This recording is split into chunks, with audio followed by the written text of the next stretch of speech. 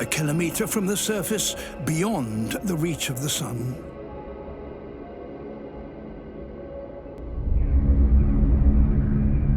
A giant black void, larger than all the rest of the world's habitats combined.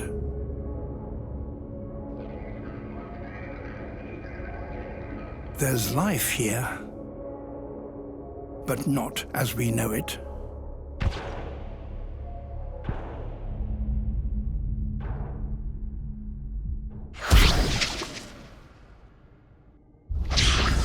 Alien-like creatures produce dazzling displays of light.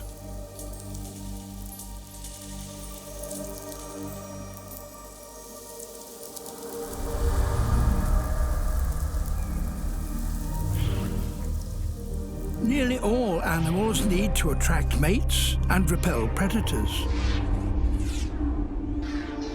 This language of light is so widespread here that these signals are probably the commonest form of communication on the entire planet. And yet, we still know little about them.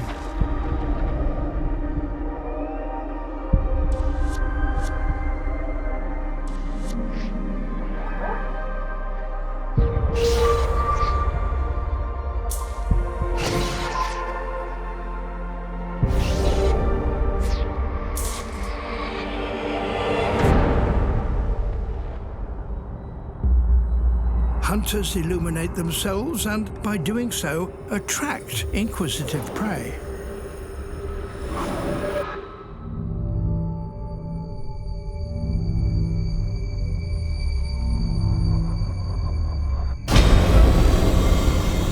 This is fangtooth. It has the largest teeth for its size of any fish. There are pressure sensors all over its head and body, which can detect anything moving in the surrounding water.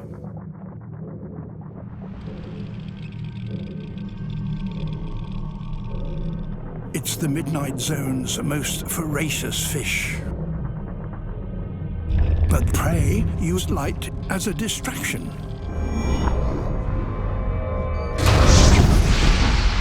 A decoy of luminous ink.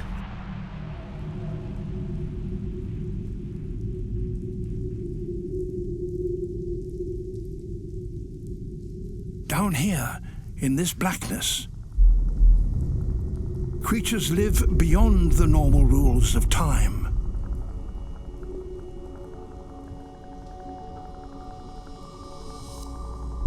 Siphonophores are virtually eternal.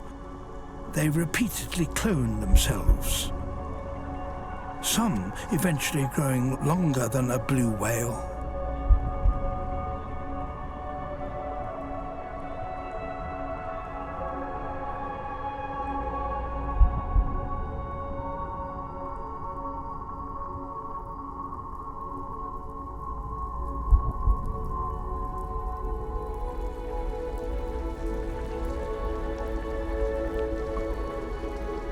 Down here, it snows.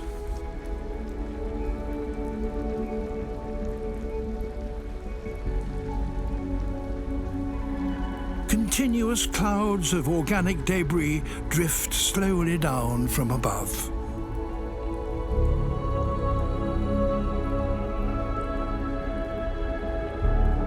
This is food, and a whole variety of filter feeders depend on it. Jellyfish.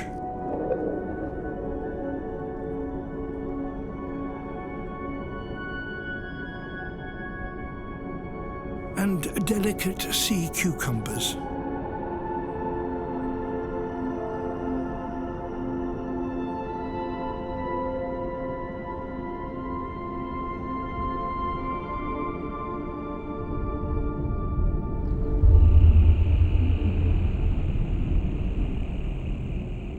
The 1% of marine snow they miss eventually settles on the sea floor.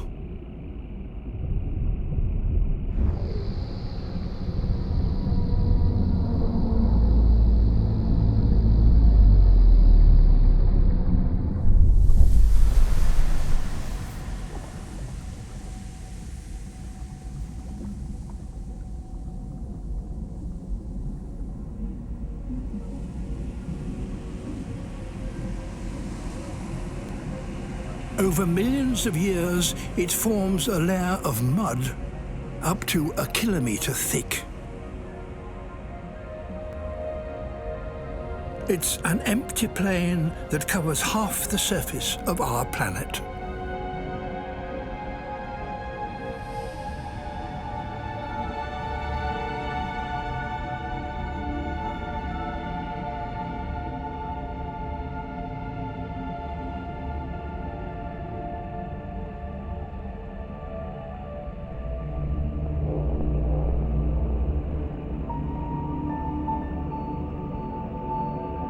The deep seabed may at first appear lifeless, but it's home to a unique caste of mud dwellers. The sea toad. It is an ambush predator with an enormous mouth and infinite patience.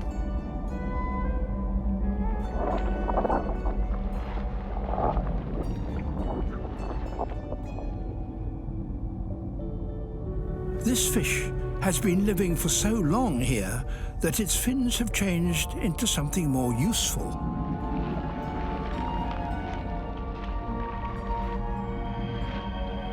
Feet.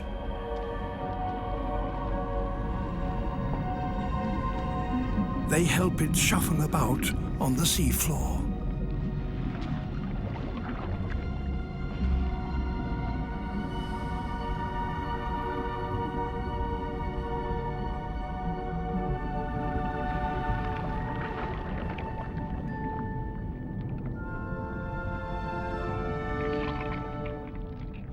The flapjack octopus.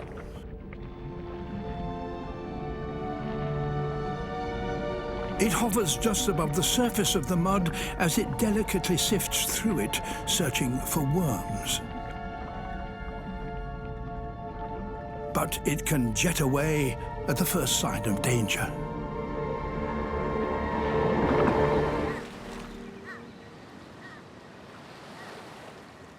In the underwater forests off northern Japan, the residents of this sunken wreck are waiting for the summer temperatures to reach 16 degrees Celsius.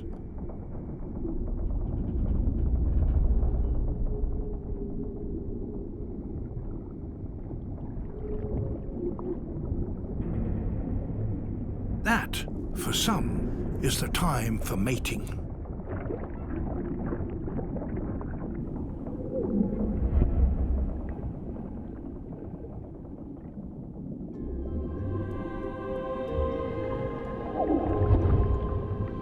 Kind of giant wrasse called a copodai.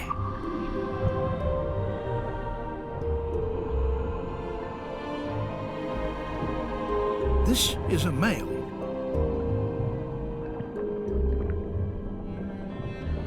And in female terms, he is particularly handsome.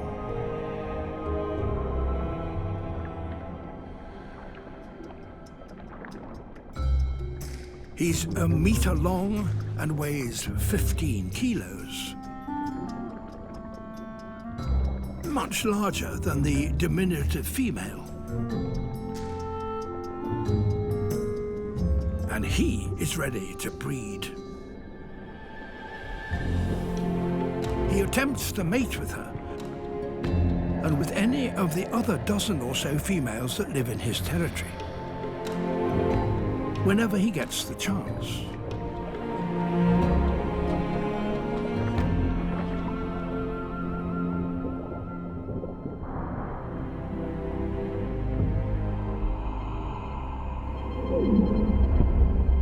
But females from around 10 years old take little notice of his advances.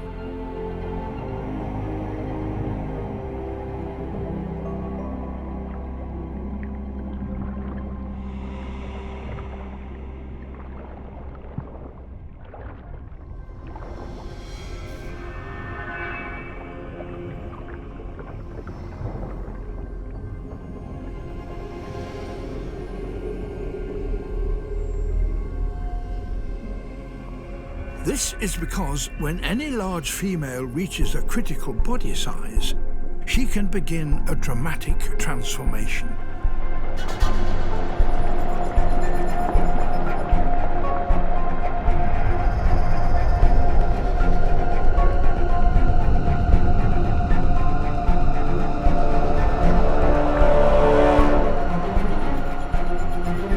Over just a few months, particular enzymes inside her body cease to work. And male hormones start to circulate. As time passes, her head expands and her chin gets longer. A she has changed into a he.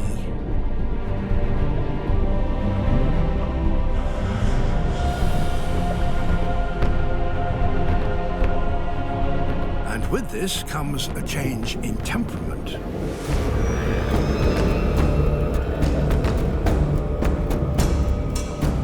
The old male who ruled all the females here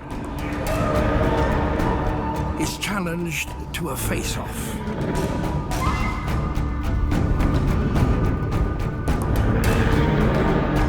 The more bulbous the head, the more it intimidates an opponent.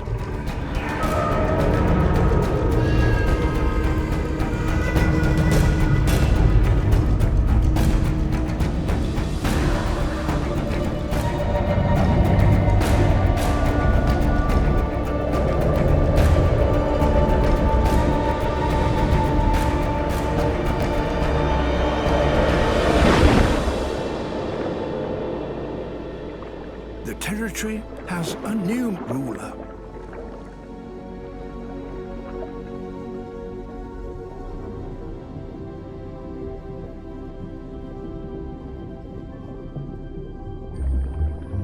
Only the largest females transform themselves in this way.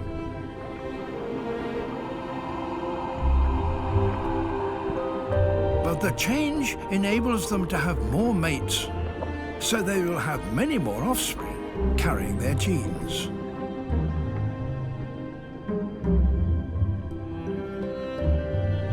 But a new male can't afford to be complacent.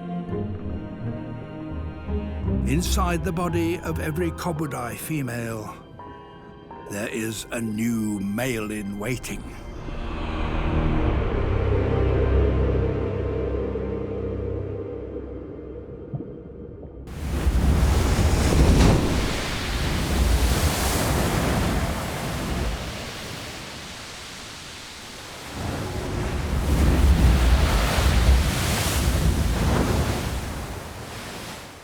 Christmas Island in the Indian Ocean. For millions of years, this remote speck of land has been ruled by crabs.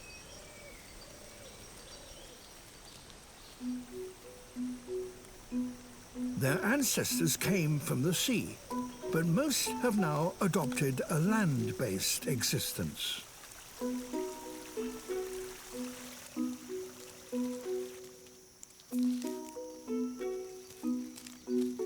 Given there are so many of them, they get along relatively harmoniously. They're the gardeners and caretakers of a tiny crab utopia. Once a year, they must all return to the sea to breed, and the march of the red crabs is one of the greatest natural spectacles on Earth.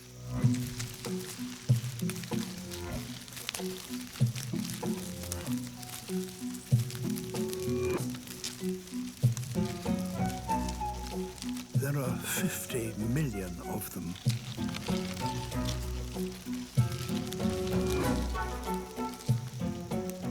It's an event that has brought the island worldwide fame.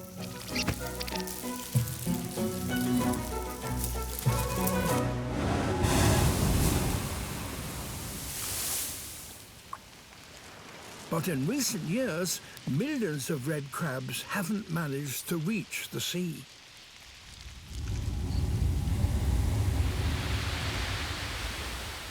An invader has occupied this island. Yellow crazy ants. They escaped from visiting ships, and with no predators to control them, they have now created vast super colonies in the forest.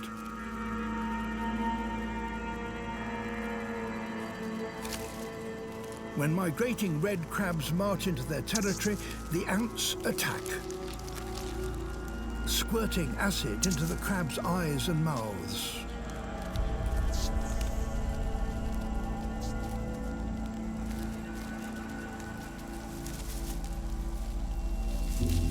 The crabs have no defense.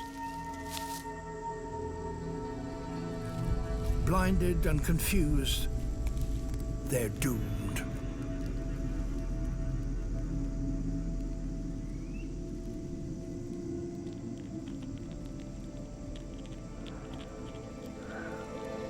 Humans brought these ant invaders here, and now humans are having to control them. Isolated communities may evolve for millions of years in relative peace. But when new challenges arrive, they can struggle to cope. Of all the species that have become extinct in recent years, around 80% have been islanders. This tiny poison arrow frog is carrying his tadpole piggerback. It hatched on a leaf, and now he's taking it to a pool in a bromeliad, high up in the branches. The tadpole wriggles off. He may have half a dozen babies, each of which he puts into its own tiny pool.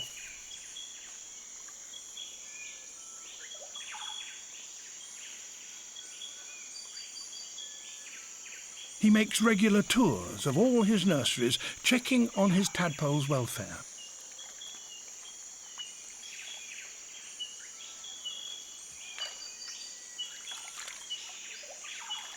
This youngster is hungry and tells him so by nibbling his legs and vibrating against his body.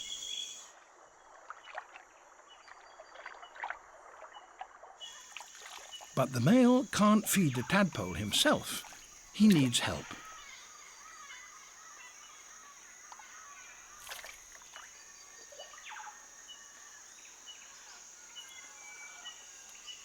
He has to find a female.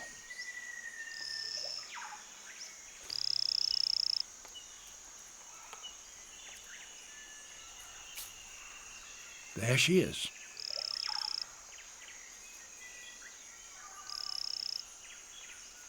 He calls.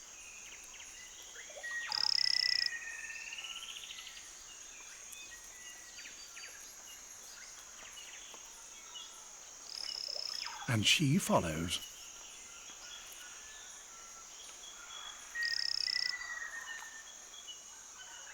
He has to lead, for only he knows exactly where he deposited each tadpole. This one is now very hungry indeed.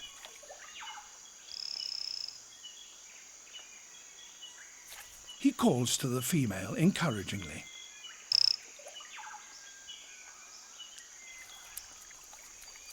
She jumps in, perhaps to assess the situation.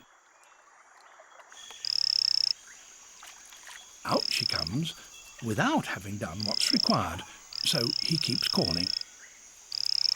In she goes a second time. This time she produces food for the hungry tadpole, an infertile egg. There.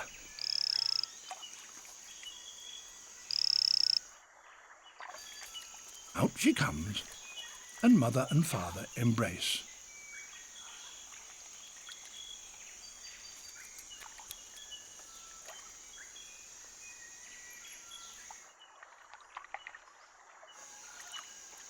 Baby has its dinner.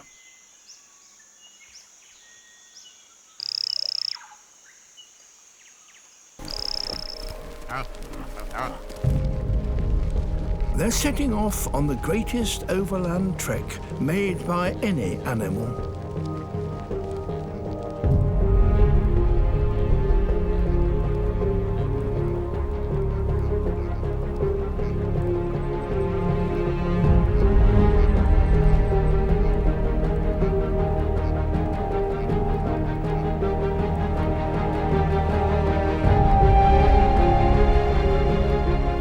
wherever grass-eaters travel, predators lie in wait.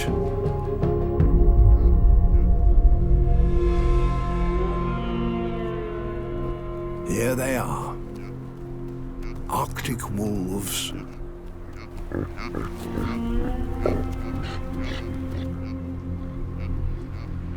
They must seize their chance while the caribou pass through their territory.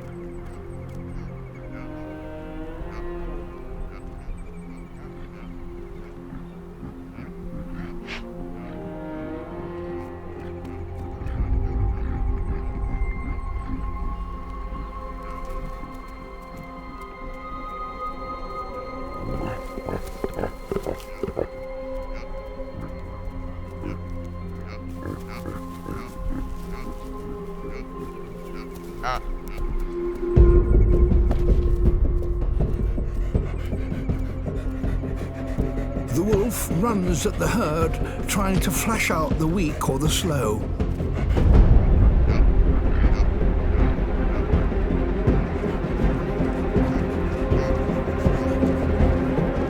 A calf is separated.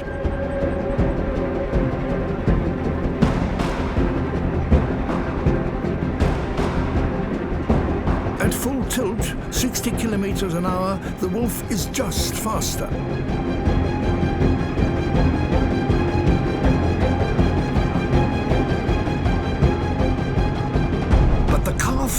Has stamina.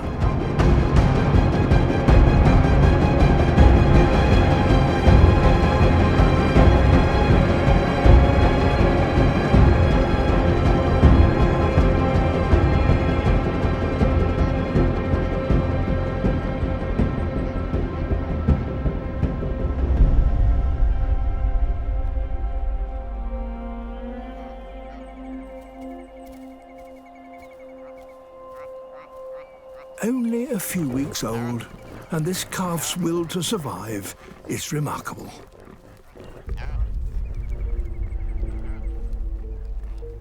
And it needs to be, for these young caribou have now started a journey that will last a lifetime. Forever chasing the seasonal growth of the grass on which they depend.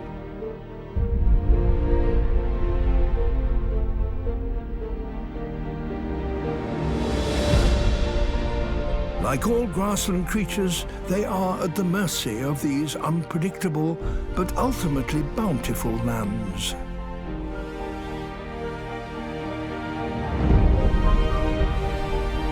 Grass can survive some of the harshest conditions on Earth: flood, fire and frost, and still flourish.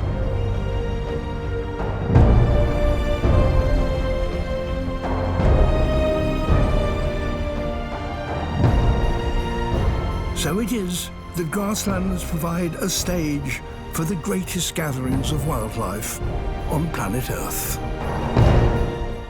This fire ant has reached the edge of her known world. Her way forward has now become blocked by the rising waters.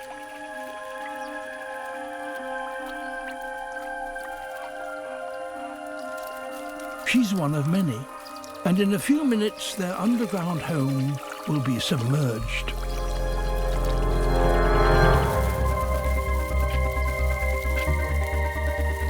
Forced to evacuate, workers and soldiers try to save the larval young.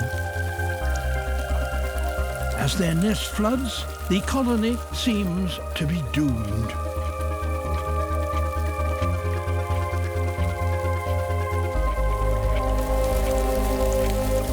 But from chaos comes order.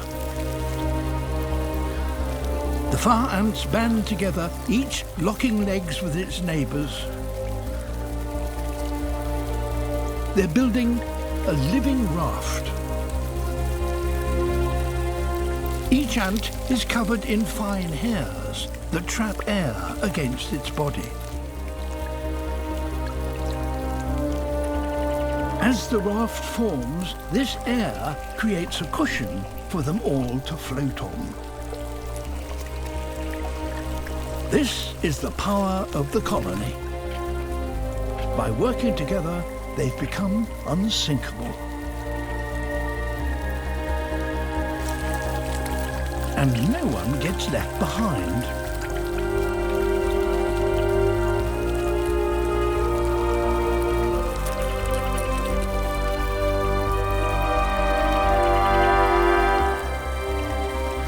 Pulled from the shallows, the colony is now at the mercy of the flood.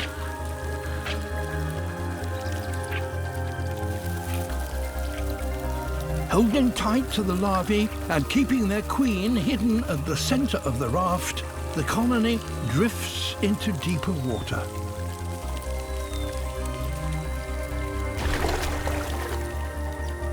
Where they're vulnerable to fish that now swim through the flooded forest.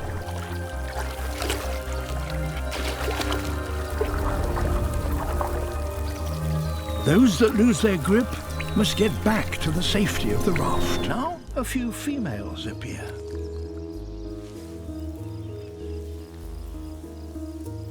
They're much bigger than the males,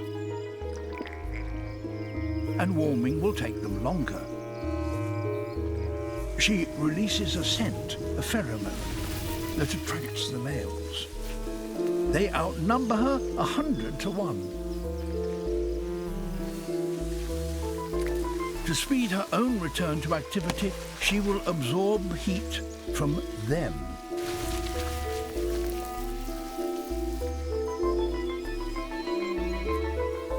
Intoxicated by her scent, the males compete for her, wrapping themselves around her.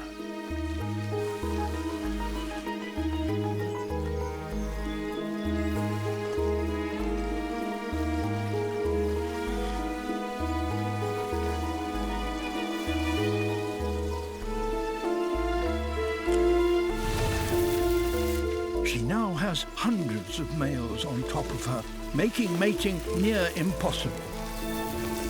But she has a way of weeding out the men from the boys. She'll make a daring ascent of the nearby cliff. She barges her way through the crowd to get to the rock face.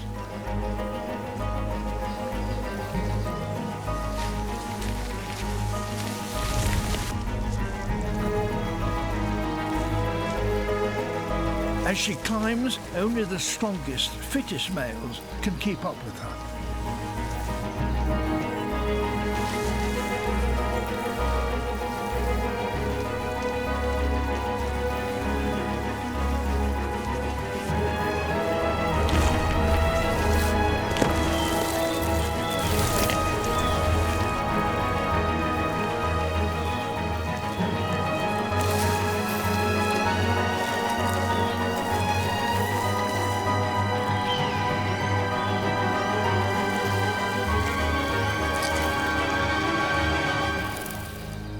She's made it to the top.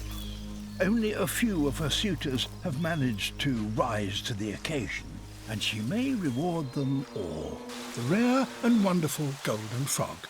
It does have a voice, but it's not loud.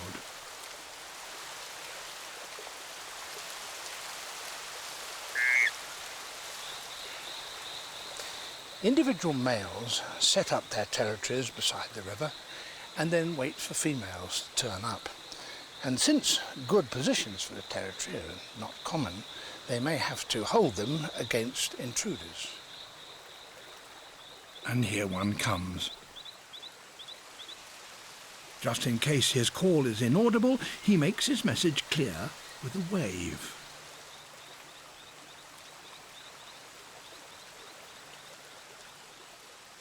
And his rival waves back. He repeats his message so there's no misunderstanding.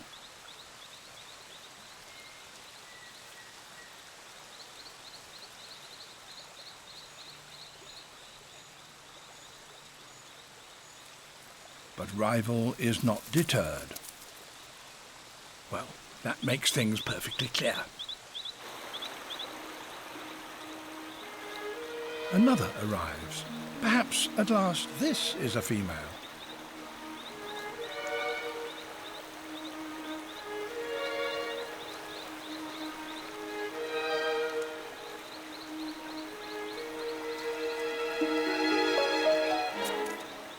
No, it's another male, so there will have to be a wrestling match.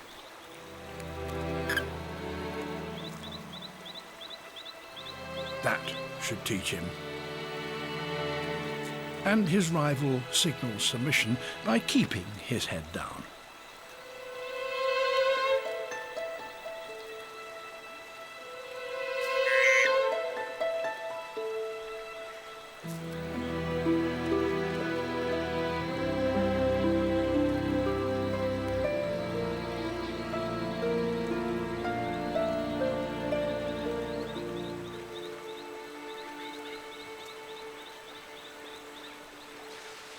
Now, where are those females?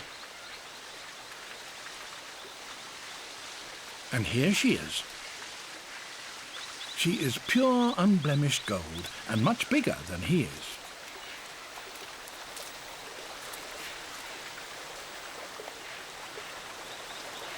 A finch. A female. Its ancestors doubtless were blown here by storms many centuries ago. Like most finches, they feed on seeds, nectar and insects. But there's little food of any kind on wolf. And since they aren't strong enough flyers to leave the island, they've had to find food from a very unusual source. They depend on another of the island's inhabitants.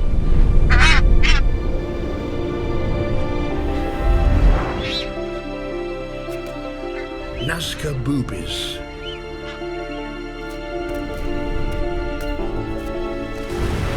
Every day, these seabirds commute between the island and their fishing grounds out in the open ocean.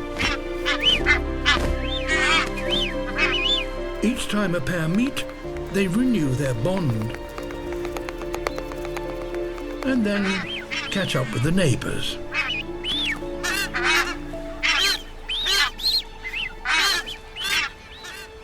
Now is the time to hop into action.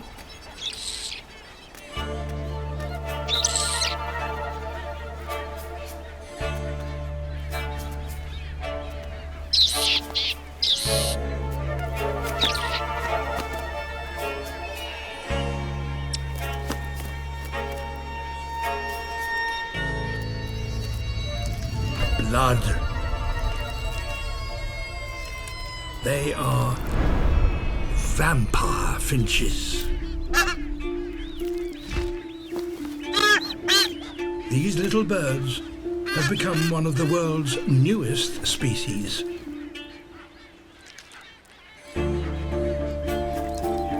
She cuts the quill of a large flight feather and the blood flows. The sight of it attracts the attention of others.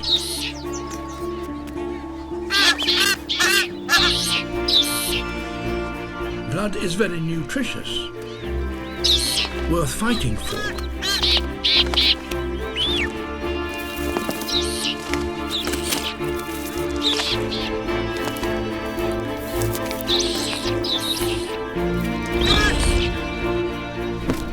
So, with this never-ending supply of food, the vampire finches can flourish on an island where otherwise they could not survive.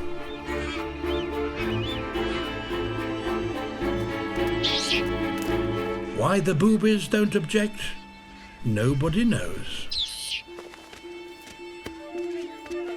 Perhaps the finch's behaviour started when they helped the boobies to remove parasites from their plumage.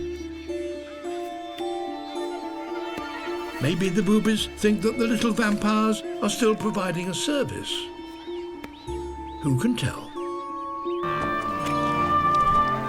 In just 3 weeks, 500,000 calves are born on these ash-rich plains. That's 24,000 a day, 1,000 an hour. Calves stand up within a few minutes of being born. though some need a little more time to find their feet.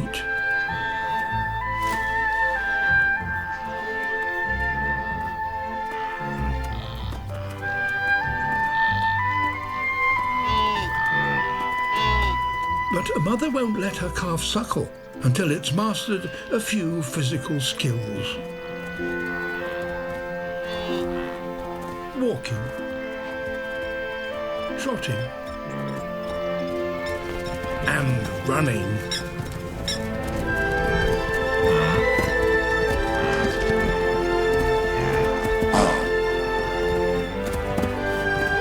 Wildebeest calves must run if they're to stay alive.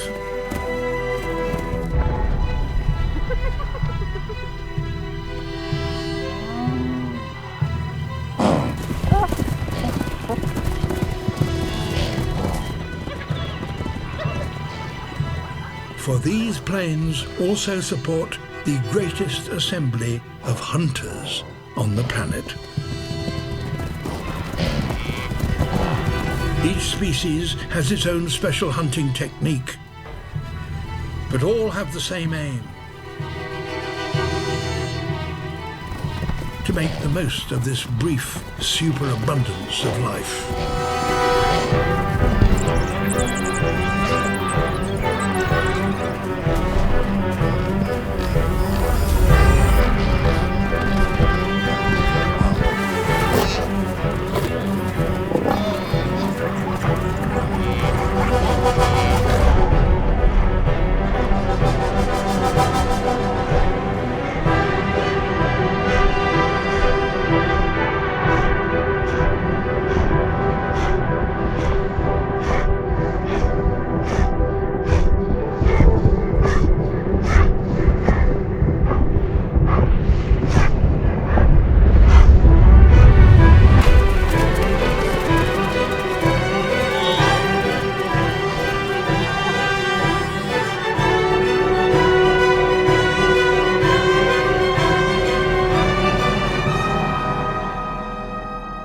Only 1 in 10 wildebeest calves will survive to adulthood. But that is enough to maintain the million-strong herd of wildebeest and the planet's highest density of predators. A little red flying fox. Their ancestors flew here, travelling along the chain of volcanic islands that links Asia to Australia. But their huge wings, which stretch from their fingers to their toes, make it difficult for them to walk or take off from the ground. So when they want to rest, they hang upside down in trees.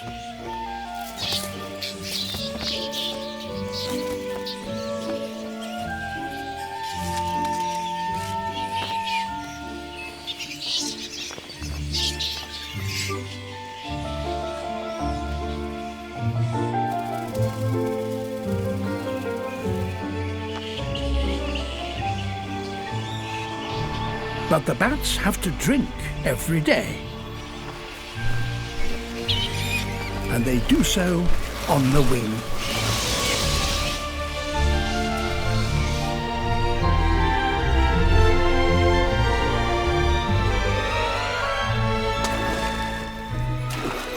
They swoop just low enough to wet their bellies, and then, back in their roosts, they will suck out the water.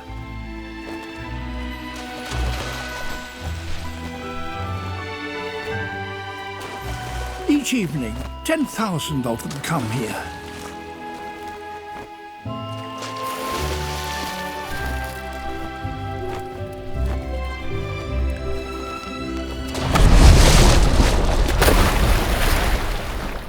Not all of them return.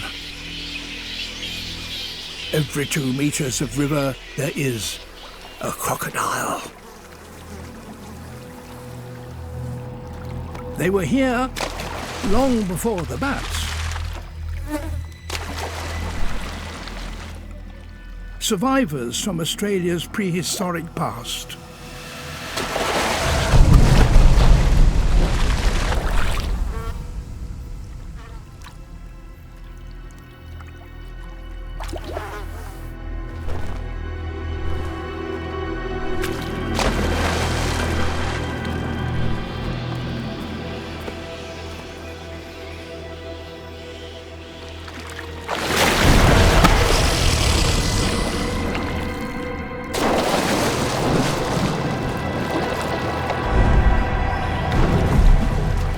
These dramas have been taking place for millions of years.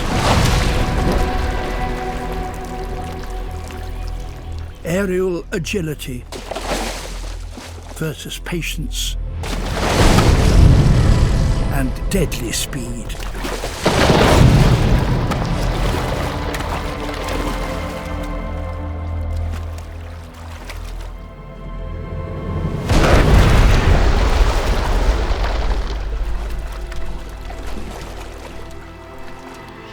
Australia's forests are hostile places in which to make your home.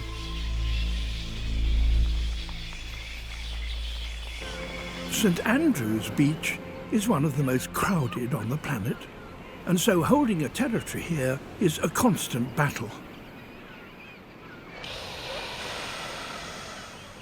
This bull elephant seal holds the mating rights to 60 females. For 2 months, he's guarded this stretch of beach. Unable to feed, he's losing 10 kilos a day. And he's exhausted. But other bulls are lying around, waiting their chance.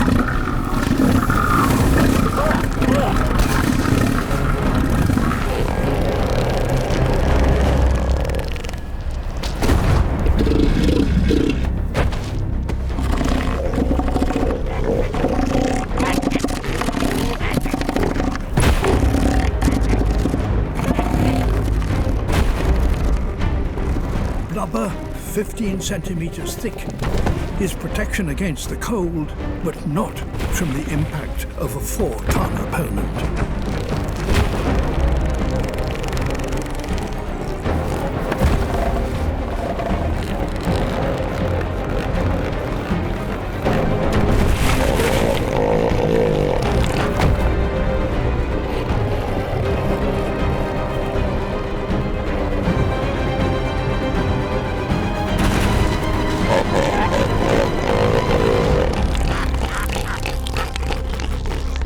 Holds his ground and forces the intruder back out to sea.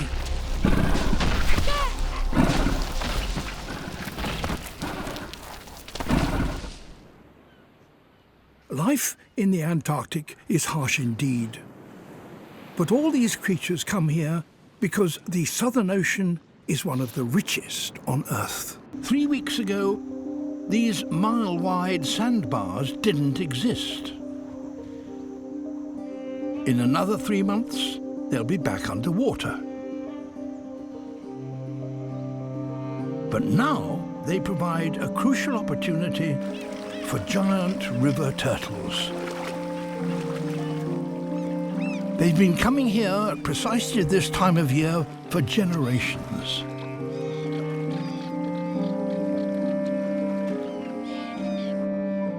"50,000 of them, a quarter of the world's population. They're all here for one reason, but their window of opportunity is short, so timing is everything.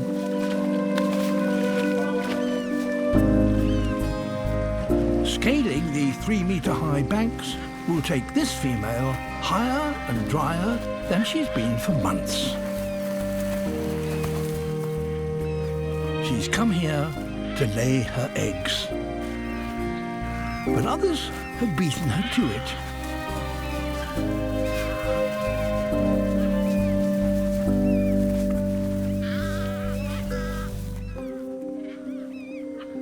The early arrivals have already claimed nearly every inch of the beach. And there are still many more turtles to come.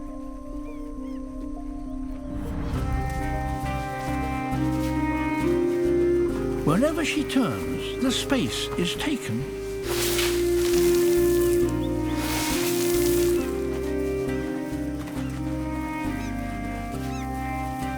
But being fashionably late does have an advantage.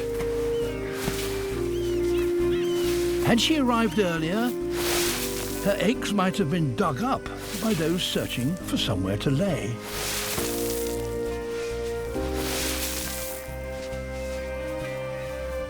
She's found her spot.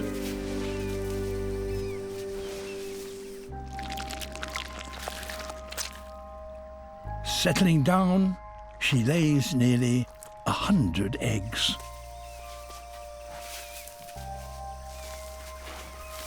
Burying them keeps them safe from predators, and the warm sand incubates the clutch.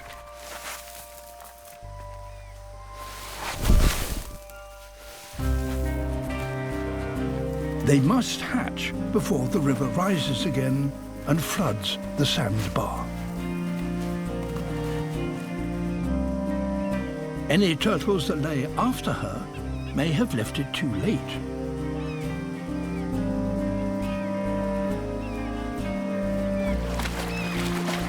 Hopefully, she has got her timing right.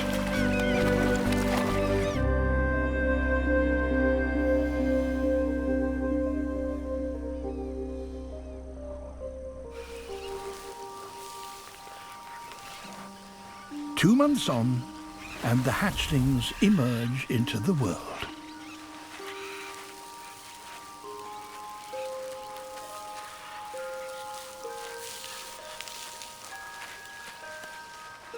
They were laid at the perfect time.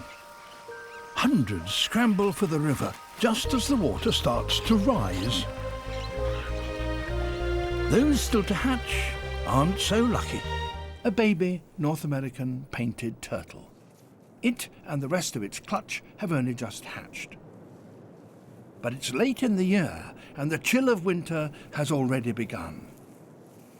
If the hatchlings clambered out of their hole now, they would find nothing to eat, so they stay where they are.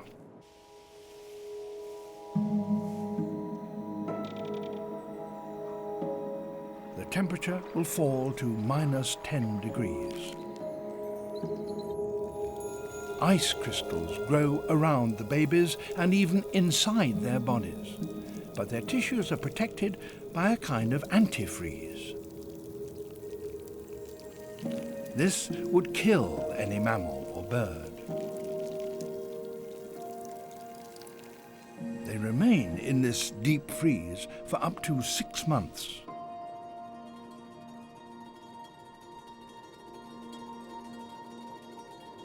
But spring comes at last.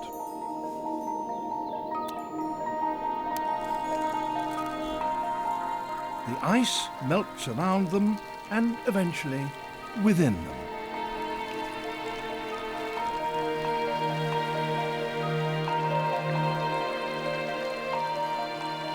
Slowly, they begin to come to life.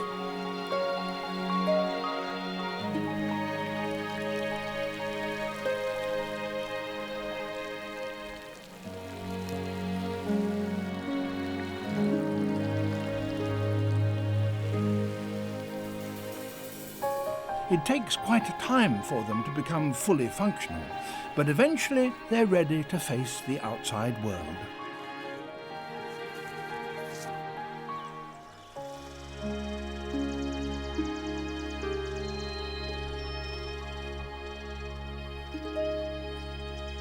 So, by allowing their bodies to cool, they have avoided the hard times.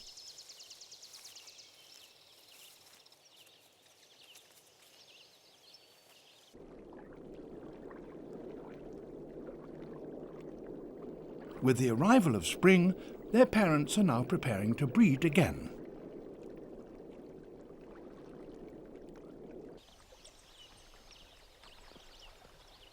The male courts the female by gently strumming her cheeks with his long claws.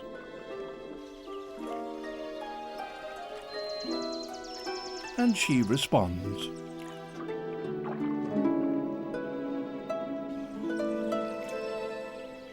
Cold blood is clearly no barrier to affection. In fact, reptiles can conduct as complex and as sensitive a courtship as many a mammal. Off the south coast lies by far the biggest of them, Tasmania. And that has its own special marsupial. One that seldom appears until after dark.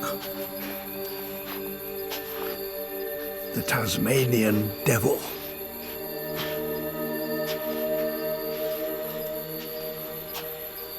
Many predators inhabit a territory packed with prey, but here there's nothing like that for them.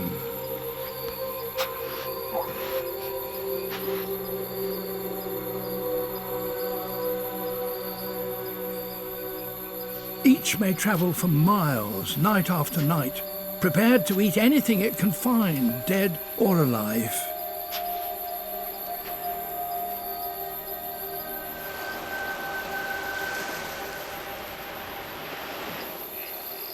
The shoreline is a good place to search.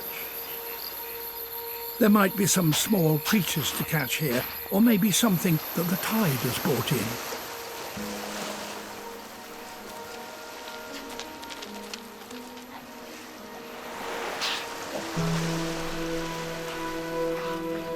The carcass of a wallaby has been washed ashore.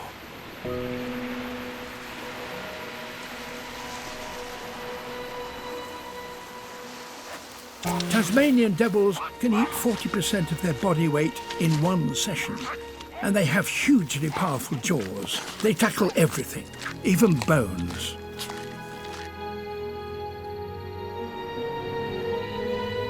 Back at the den, there are other hungry mouths.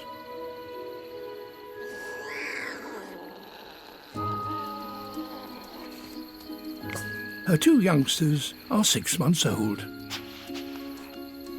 They still rely on their mother's milk, but they're feeling peckish. There must be something solid they could find for themselves while they're waiting for a drink.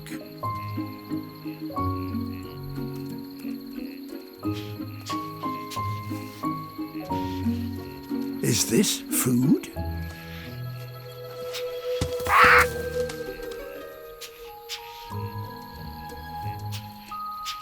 That possum smells tasty, but it's a little high up. This looks more promising.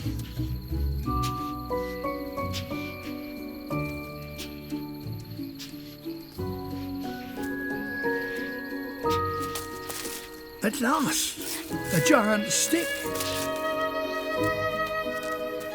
Not bad for a first go.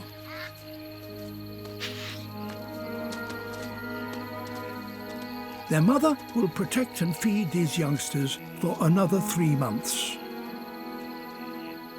Their survival is important to her, but also for us. Because these are one of the last devil families in the world.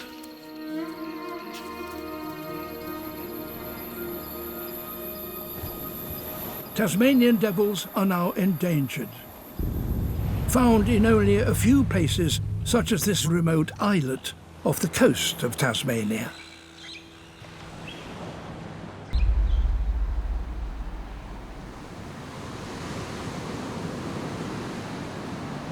The oceans around southern Asia are also feeling this pressure.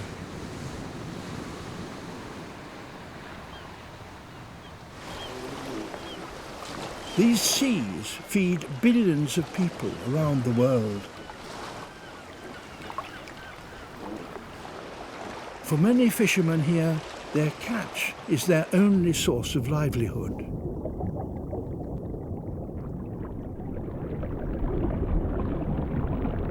And there is one fish here that they prize above all others.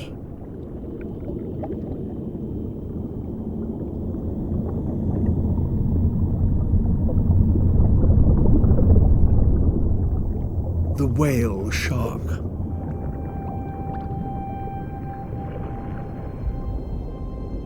It swims slowly, gently harvesting the plankton.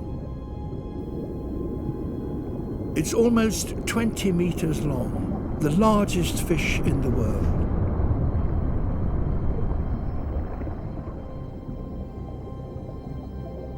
They are also under threat.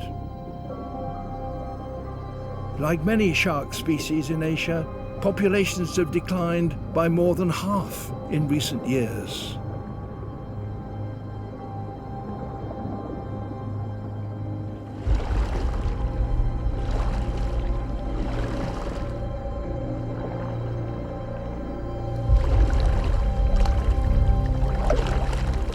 They are an easy and valuable catch.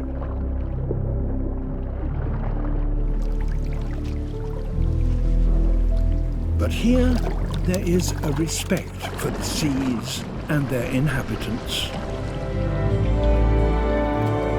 Whale shark hunting has now been banned across Indonesia's waters. This whale shark plays a different part in the lives of these fishermen. They feed him, and the relationship seems to bring joy to both parties.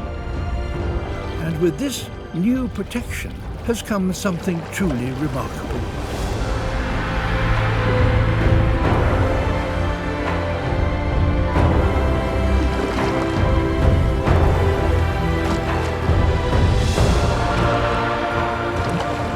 Whale sharks from far away are seeking out these fishermen, and in these safe waters there is a chance for their numbers to increase. And maybe one day other shark species will be protected too.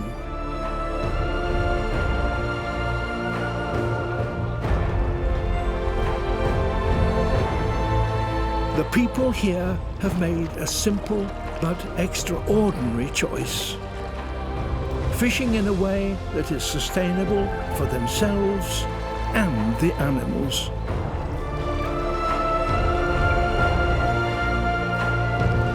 Caring for wildlife is surely our shared responsibility.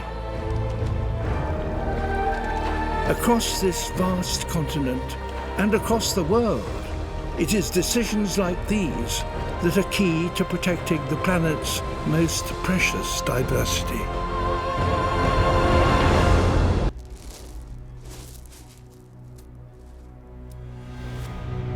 And now the snakes are on the alert. This is the best feeding opportunity they will get all year.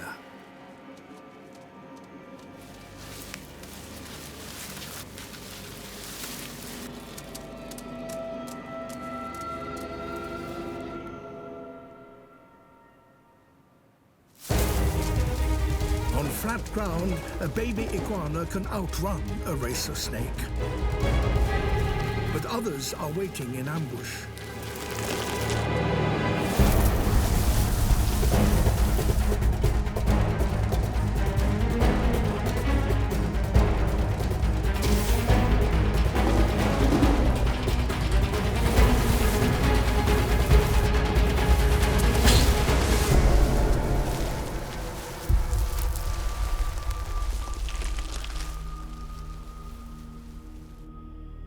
Another hatchling has its first glimpse of a dangerous world.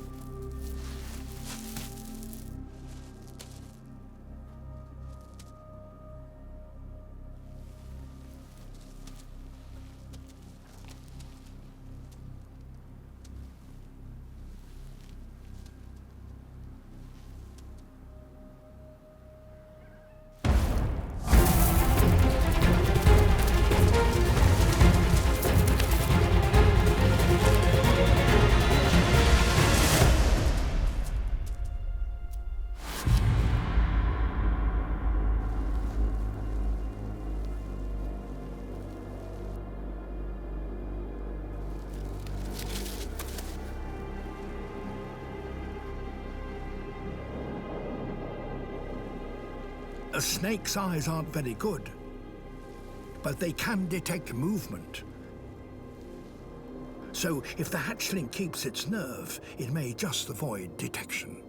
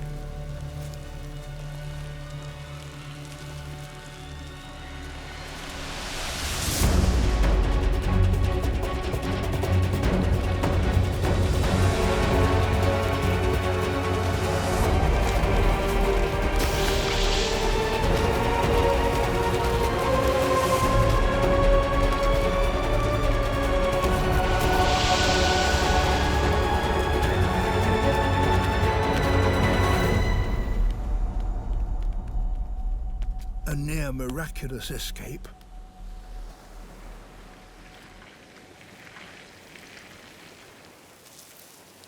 The lucky survivors could begin learning the unique way of life demanded by this hostile island.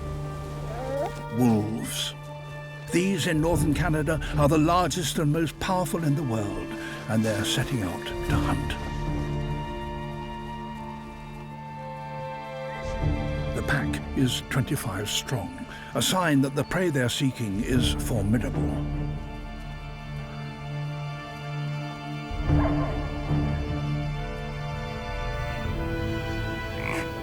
These bison are even bigger than their southern cousins and the largest land animals in North America. For generations, wolves and bison here have been shaped by their battles with each other, making each the most impressive of its kind. The bison will not stay long among the trees. They're not safe here.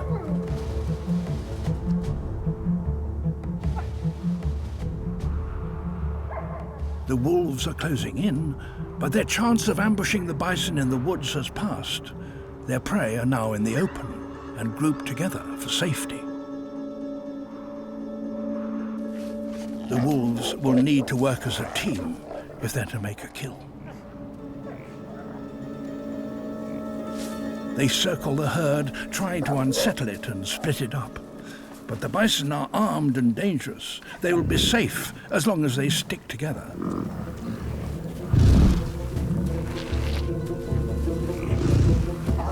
The wolves up their game, harrying the herd, a ploy to trigger a stampede and split away one of the smaller ones.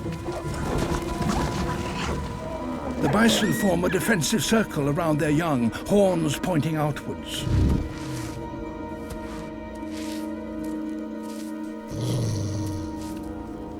The wolves need a bison to break rank.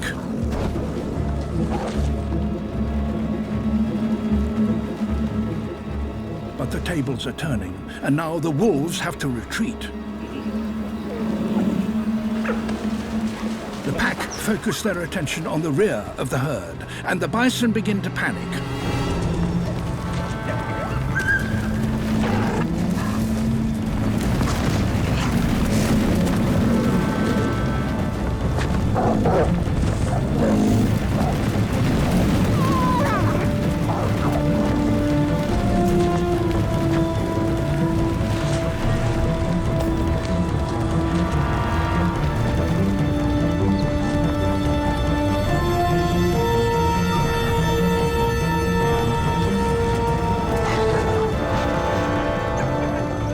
A young bison falls behind.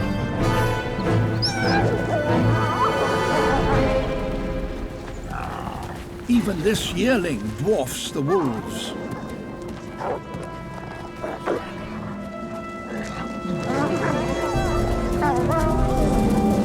Running head down, the herd's only thought is escape.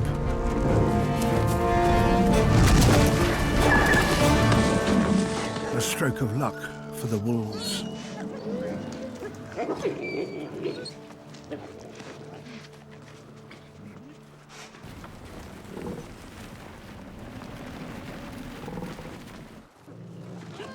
The kill will feed the pack for several days, but then they will have to resume the chase.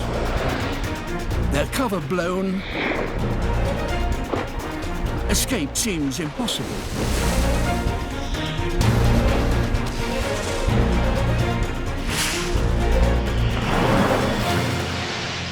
But these particular fish have a unique ability.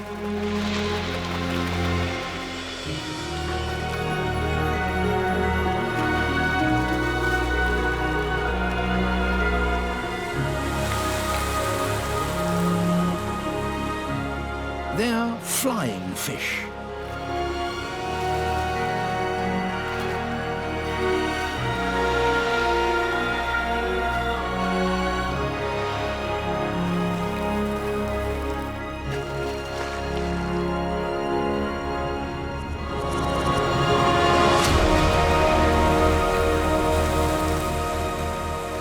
With an extra thrust from their tails, the flying fish get airborne once more.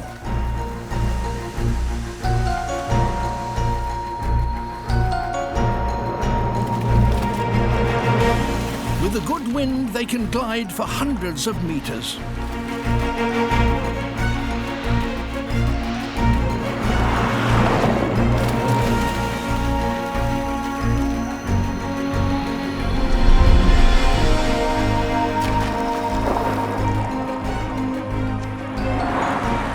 But this is just what the frigate birds have been waiting for. When frigates join the hunt, the flying fish are literally caught between the devil and the deep blue sea.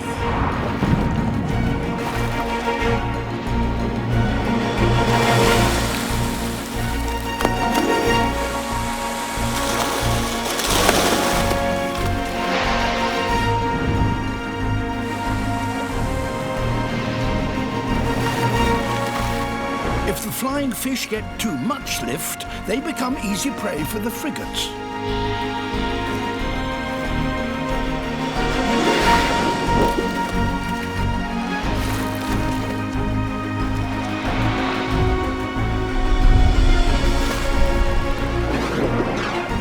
If they dive to evade attack from above,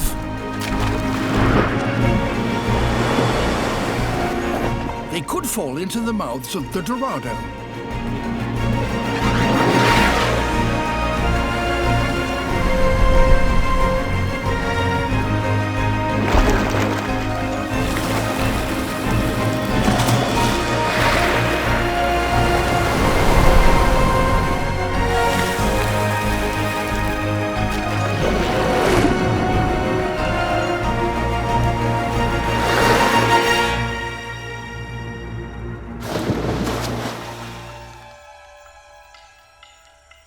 Mantids will eat anything that moves,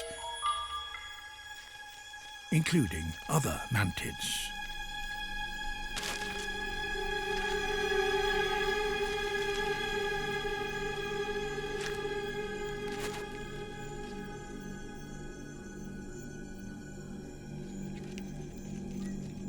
Time to leave.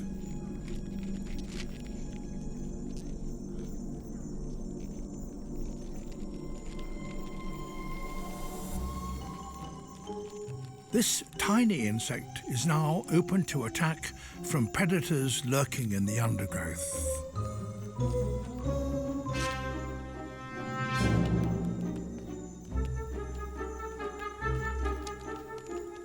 Whether an individual mantis survives or not is partly a matter of chance.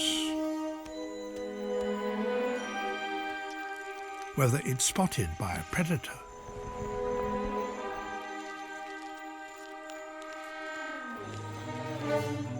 whether it turns right or left.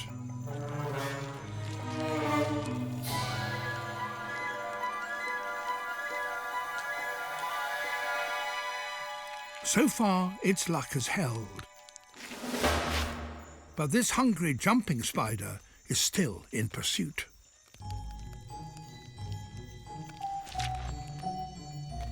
A mantis is born with exceptional eyesight, but the spider's is even better.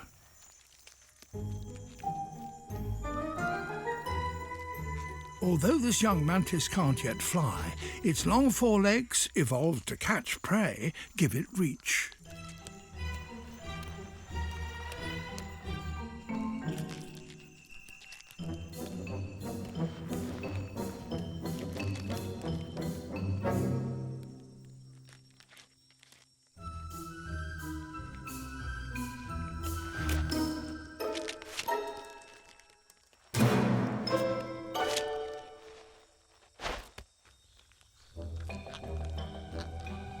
There seems to be no escape.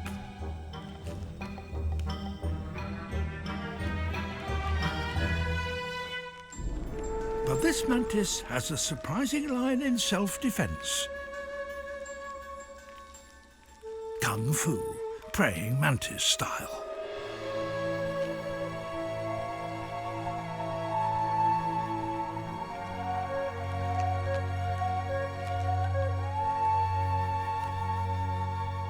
Of course, it's all bluff, trying to look bigger and confuse its enemy.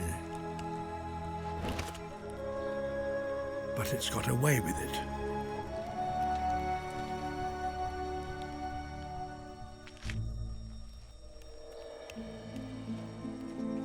Just staying alive for its first few hours is a significant accomplishment for a newly hatched insect. But there's still a long way to go. With a bit of luck, in 2 months' time, it will be as big and beautiful as this orchid mantid.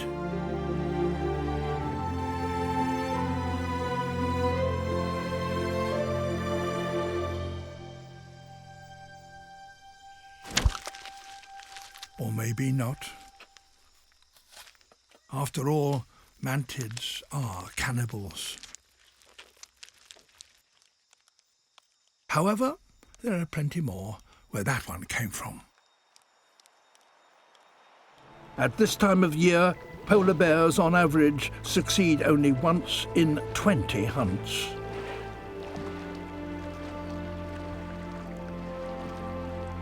If the hunter is skinny, like this one, that may not be often enough.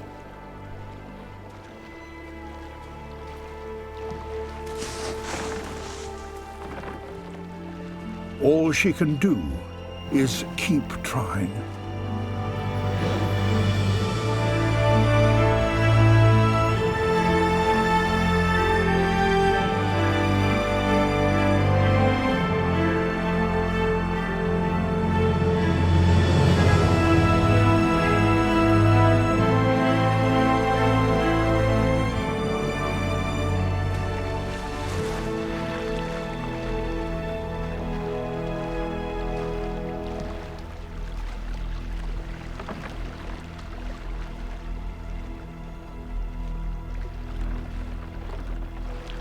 To prevent her scent betraying her, she makes a wide sweep to get downwind of the seal.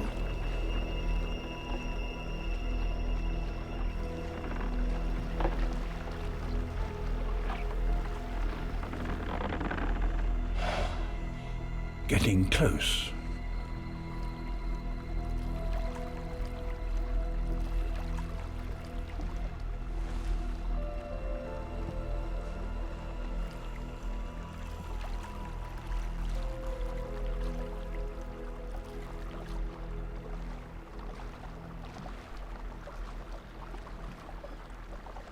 She's now right behind the seal.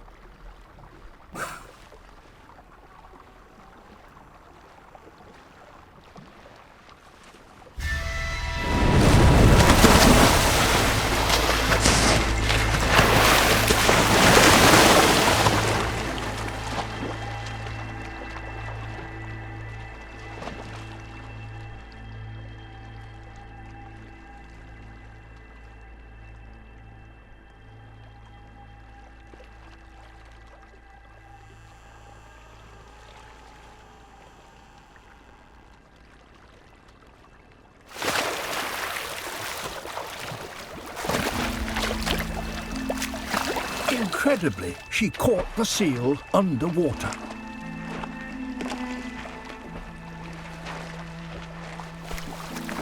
It's only small, but even so, its blubber alone will contain 100,000 calories, enough to sustain this bear for a week.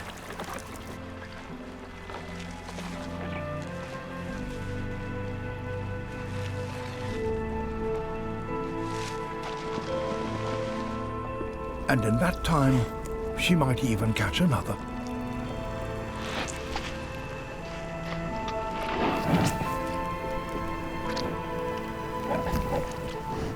But this can't go on forever. As summer continues, temperatures are rising. Each hunt requires more energy, draining the bears of their reserves.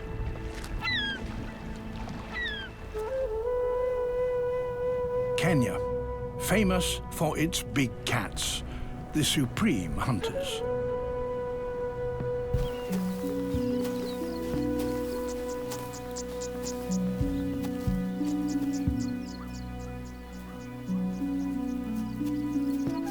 Cheetahs specialize in hunting at speed. Though fast, they're fragile creatures built to sprint after small prey. They don't have the strength or weight of a lion to bring down larger animals. This male is different. He doesn't hunt alone. He's learnt that there is strength in numbers.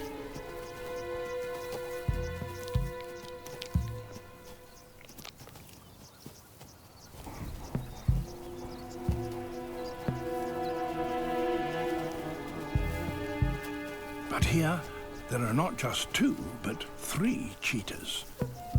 A band of brothers.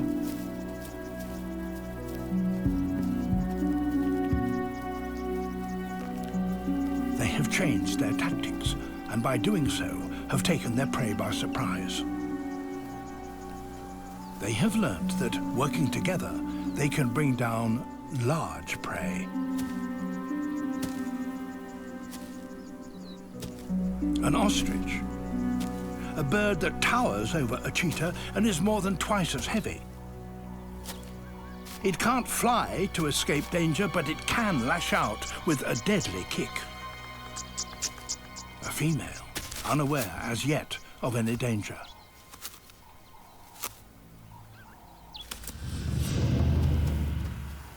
Even with 3 of them, this is still highly risky. If one gets injured, the other 2 couldn't hope to tackle such large prey.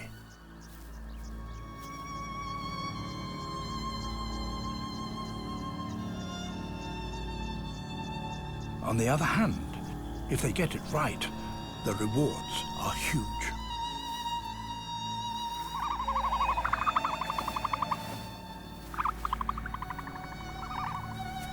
The male has spotted one of the brothers, but only one.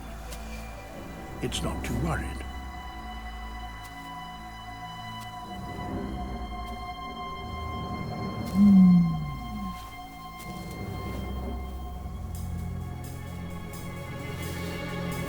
Then suddenly there are 3.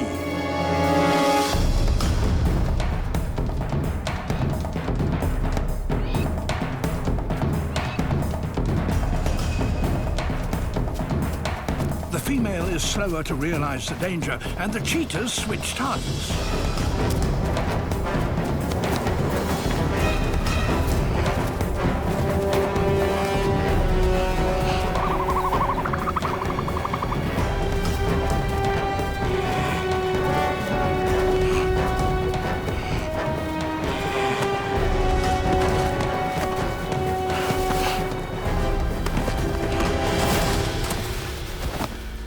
It takes the combined effort and weight of all 3 brothers to bring down this powerful bird.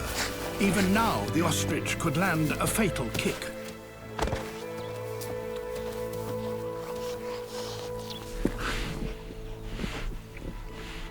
So far, the brothers are winning. Ostriches have yet to find a way to foil such tactics. Food is so hard to find this far north that a wolf pack must search hundreds of square kilometers if it's to be successful. And success means raising the next generation.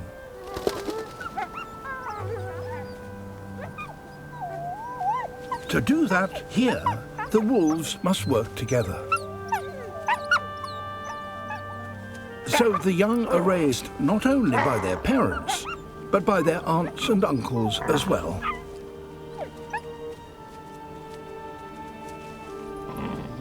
Together, they try to ensure that each pup reaches near adult size before the snow returns. A growing pup needs more than just a few leverets. The wolves need bigger prey, and to catch that, they must hunt as a pack.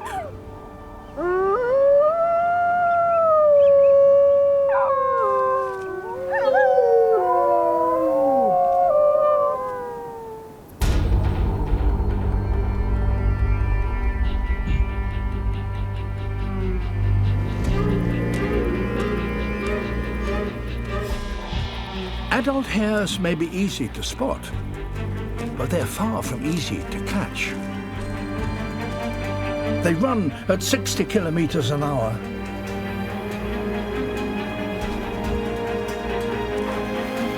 To catch one, the wolves work as a team.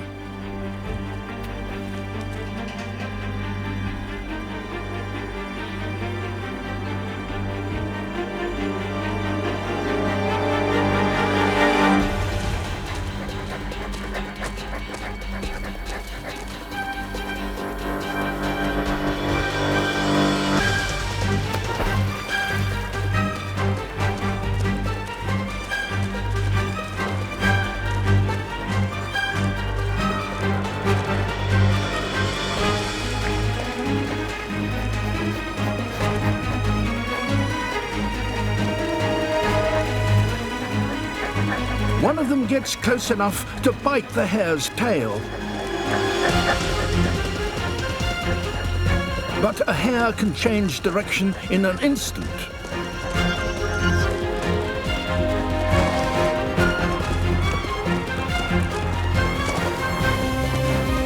If it can continue to sidestep and jink, it may ultimately outlast them.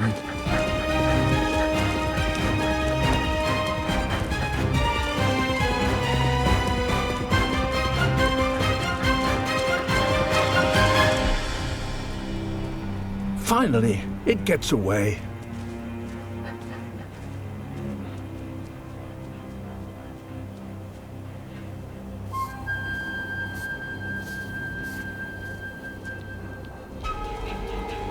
For the next hare, the whole pack gives chase.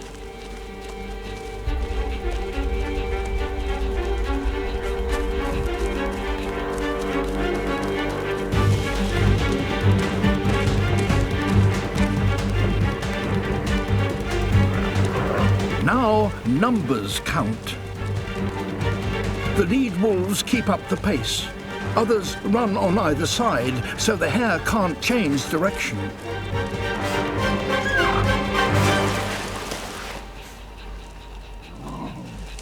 A tiny meal for the whole pack. Even when more sea lions arrive, they can't seem to break down the sardines' coordinated defenses.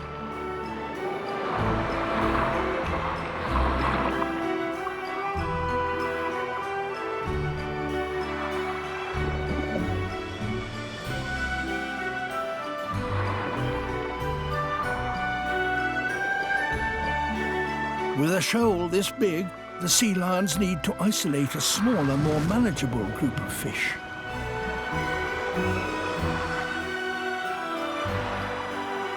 But with so few predators, the fish still have the advantage.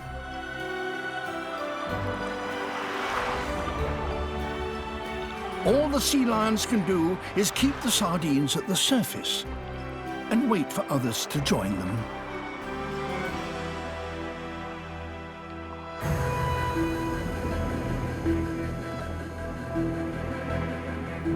Tuna.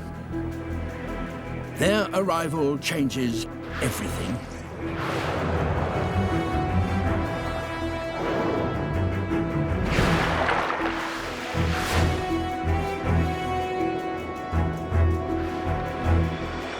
Tuna attack from below, cutting off the sardines' escape route down to deeper water.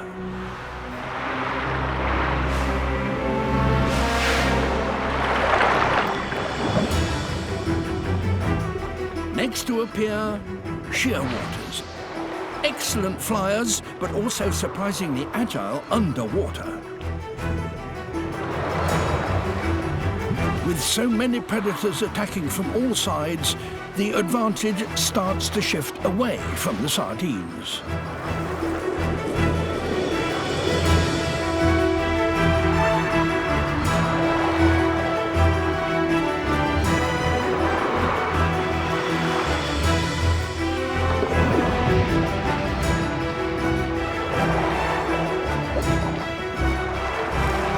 As the fish pack ever tighter, their shoaling strategy now makes it easier for the hunters.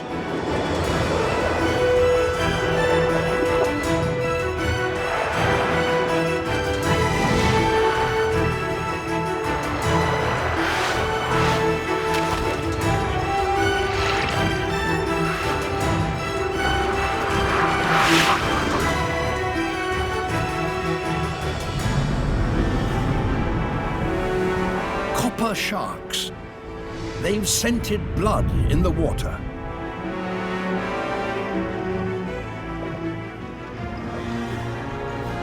Surprisingly, perhaps, the predators never attack one another. They work together to corral the ball of fish, taking turns to grab a mouthful.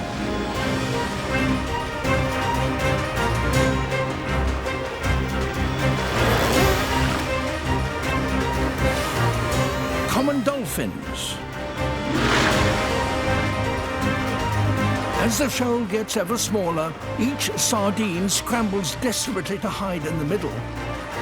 But now there's no escape.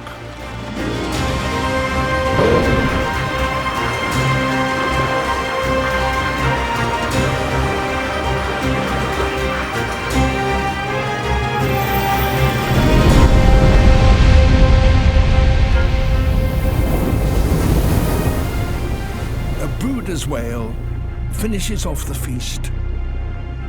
Tons of sardines devoured in less than an hour. During the dry season, over 500,000 terns crowd onto this remote atoll in the Indian Ocean.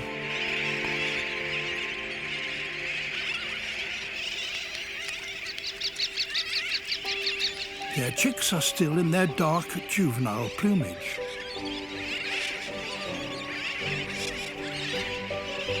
They vary in age.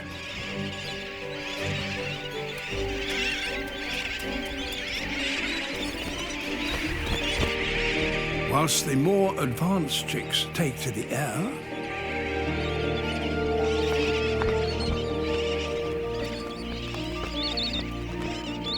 others aren't quite ready yet.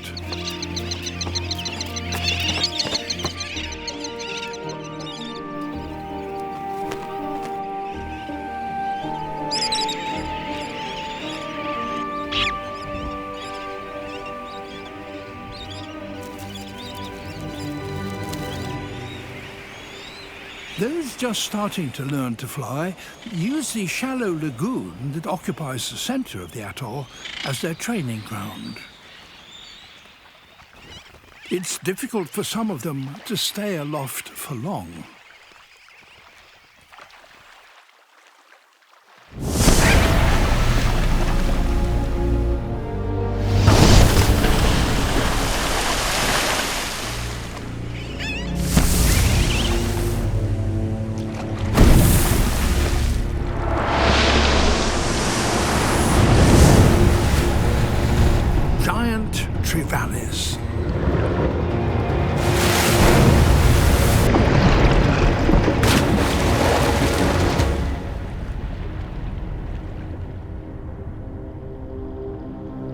Usually, they are solitary hunters, but about 50 of them have come here from neighboring reefs, attracted by this abundance of potential prey.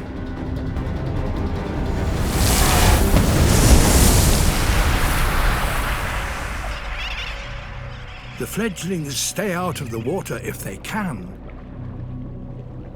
They even drink on the wing.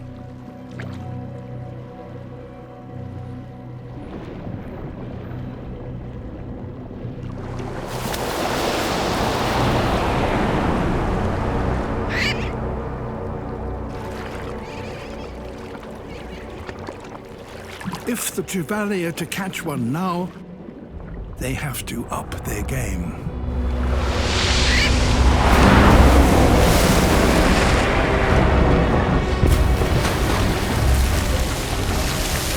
So there is a fish here that, amazingly, has a brain capable of calculating the airspeed, altitude, and trajectory of a bird.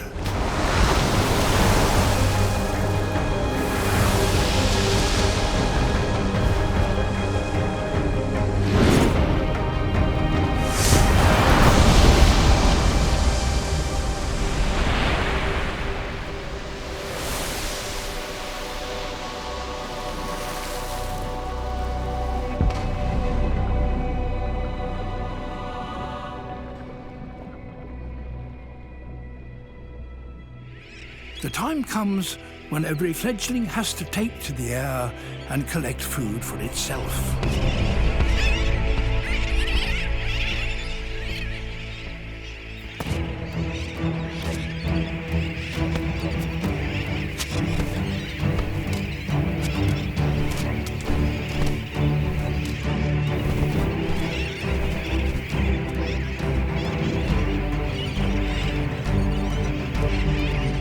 Their parents lead them to the training grounds.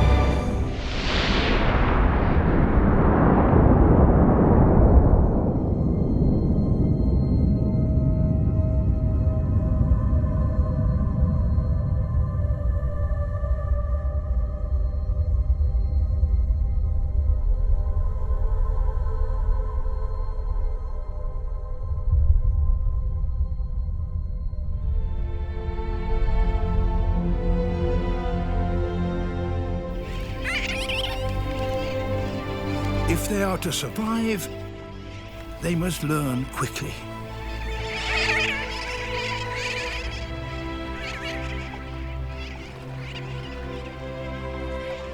After a month of practicing over the lagoon, the youngsters start to leave and take their chances out over the open sea.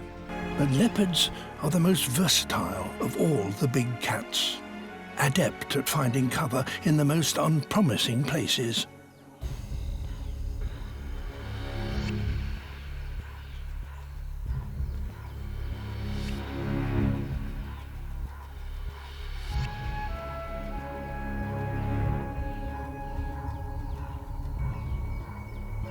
The steep walls of the gully are now her cover for an ambush.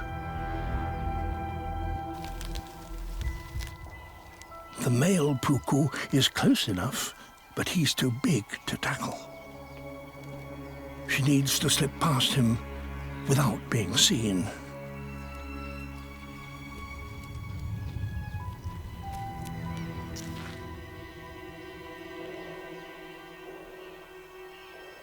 If he spots her, he'll blow her cover.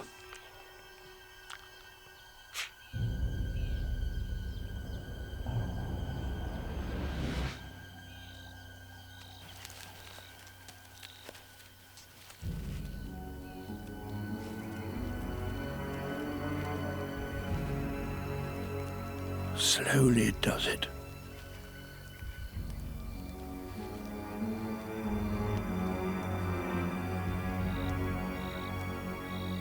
To succeed here, she needs to find prey grazing close to the edge, or better still, in the gully itself.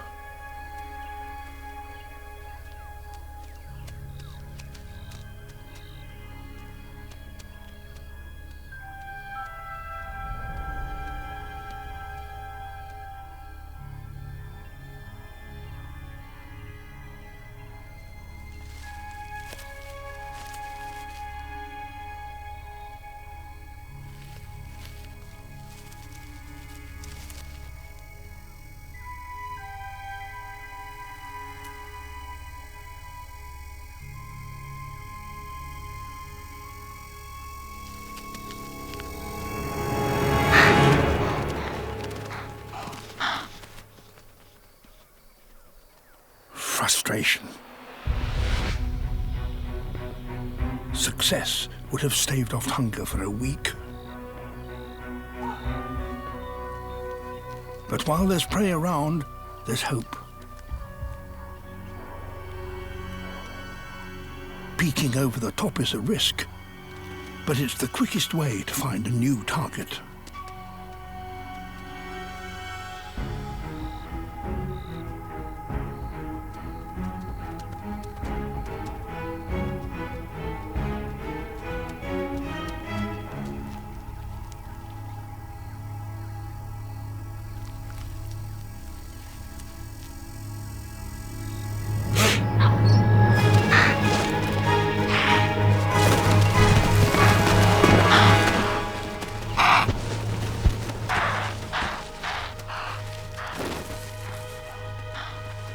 A burst of speed of 65 kilometres an hour, and it's all over in less than 6 seconds.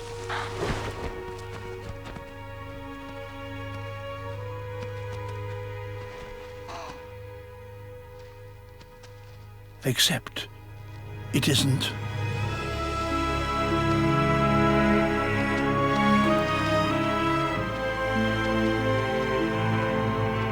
Dazed and disorientated, the impala makes a miraculous escape. The Namib Desert, one of the most exposed places on Earth.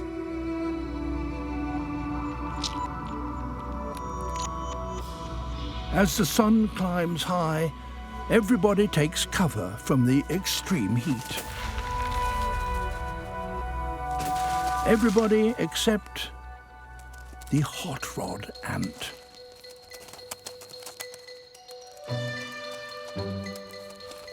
As others take refuge, their day is just beginning. Cleaning out the nest.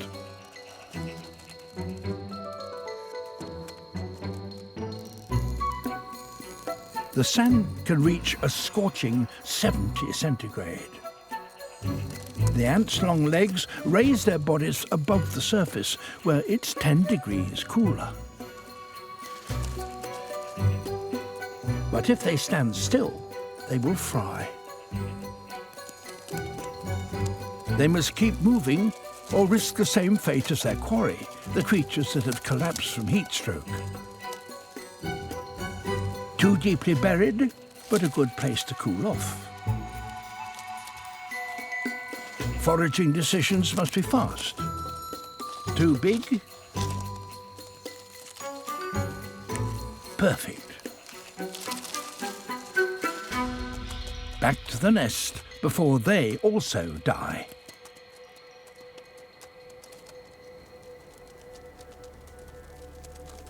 But they've strayed into a minefield.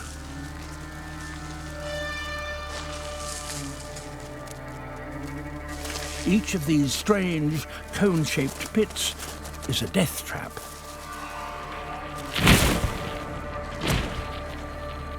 With a brutal predator at its center. Here lie antlion larvae, tiny ambush predators with venom-filled pincers.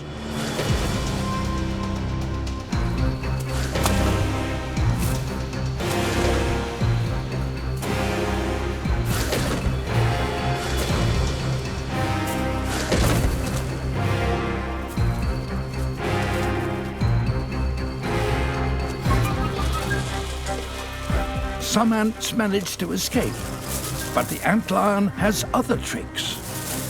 Flinging sand into the air, it creates an avalanche.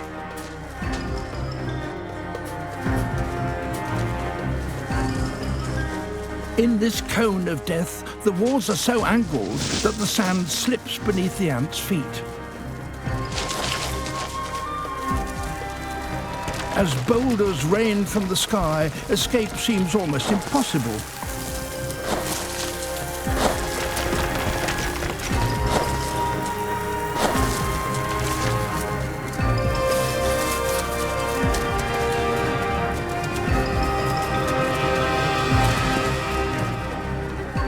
Phew.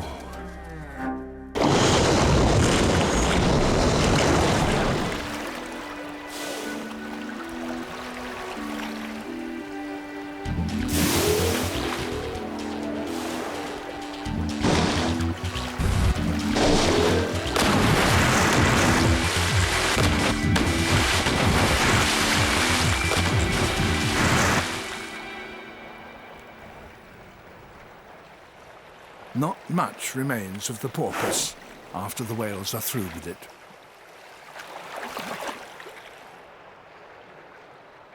Killer whales don't just target prey smaller than themselves. Off the coast of California, a grey whale and her baby are in serious danger.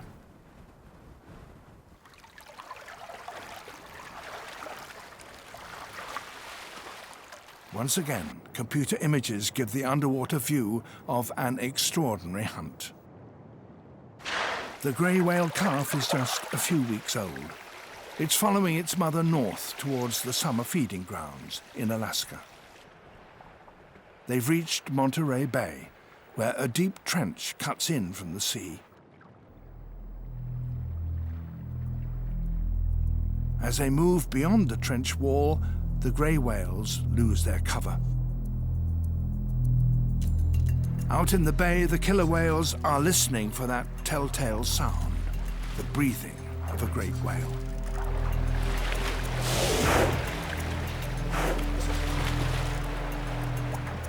Immediately, their behavior changes. The killers close ranks like a hunting wolf pack.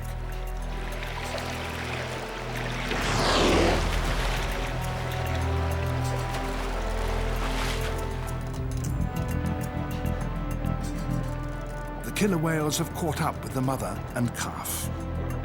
And now the chase is on. The grey whales try to outswim their attackers. Fast swimming pushes up the grey whale's breathing rate. A breathless calf is easier to catch. The killers work as a team. Their first goal is to separate the baby from its mother. The grey whale mother is a formidable adversary. She could seriously harm a killer whale with just one slap of her massive tail fluke.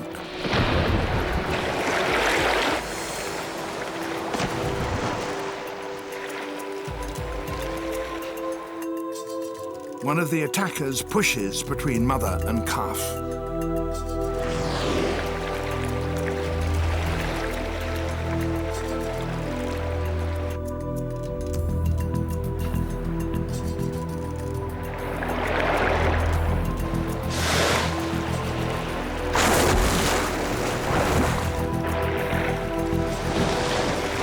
The strategy is working. The grey whales are forced apart. With the baby separated, the killer whales change strategy. Now their goal is to drown the calf.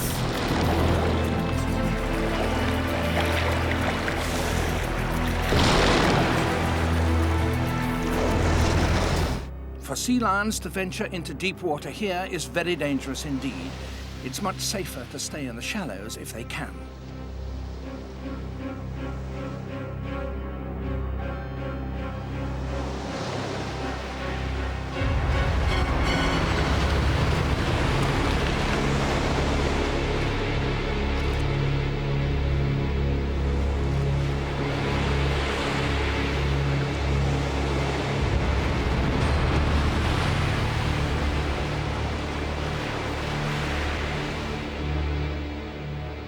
In one or two places, channels enable the whales to get really close to the beach.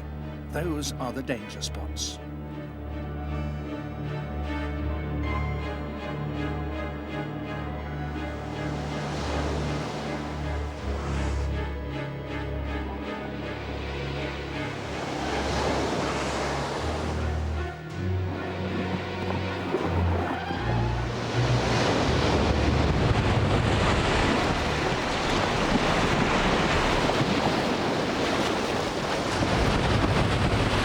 To get off the beach, the killer has to thrash its body.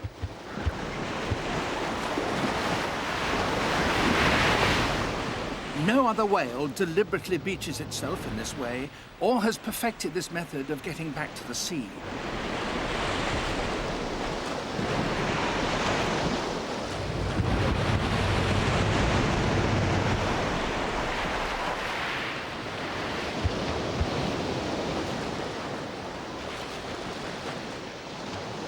As long as the sea lions stay well up the beach, you might think they would be safe. But the hungry whales are very daring.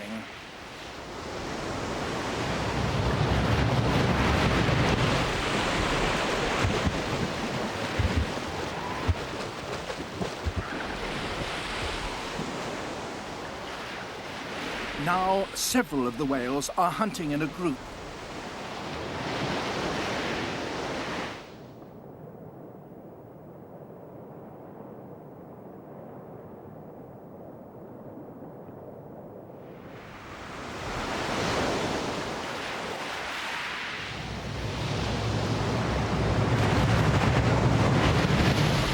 That sea lion was keeping just ahead of one of the whales, but was caught by another it probably hadn't seen.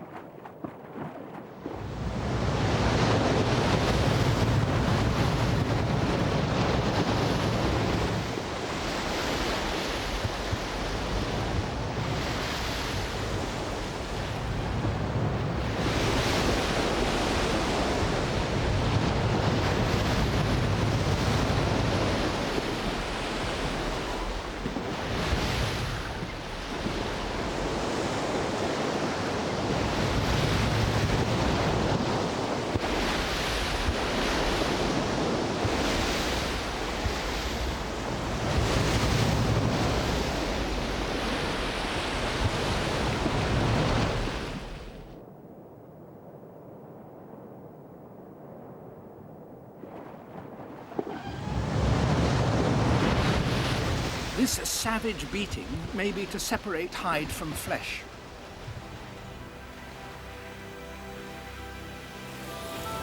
The army ant. This may look like a ball of 1 million individuals, but make no mistake, the colony acts as one. A superorganism with a sensory system of 2 million antennae. A skeleton made from the living bodies of workers. A defense system of soldier ants, ready to act at any sign of danger. A digestive system processing piles of food deep inside. Even a coordinated system for dealing with all the waste. These are insects that, by working together, transcend individual size. The colony can search the entire jungle and flush out its wildlife.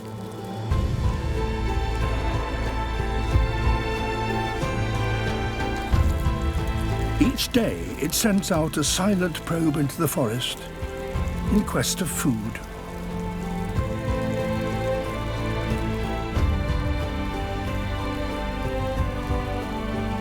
It doesn't use scouts like other ants. Instead, a vast search party pushes into virgin territory.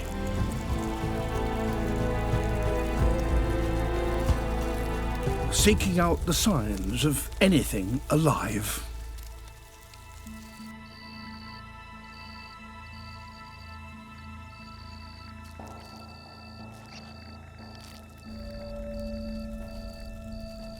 They spread out along a 10-metre front, sweeping across the forest floor. To find prey, the ants must first touch it. The irony is that this, the most successful hide-and-seek player in the forest, is almost completely blind. It distinguishes the living only by their movement.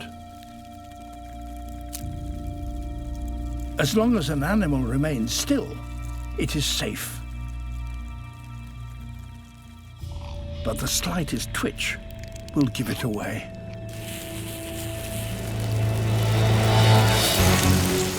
Within seconds, the prey is pinned down. Within minutes, it's torn apart at its joints. The more the prey struggles, the more the ants engage.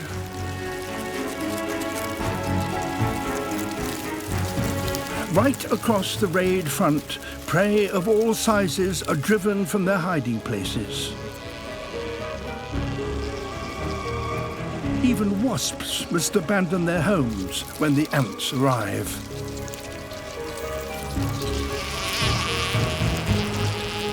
Everything alive in the path of the raiders, overwhelmed by sheer numbers. It's called Darwin's bark spider, and the female has a remarkable strategy.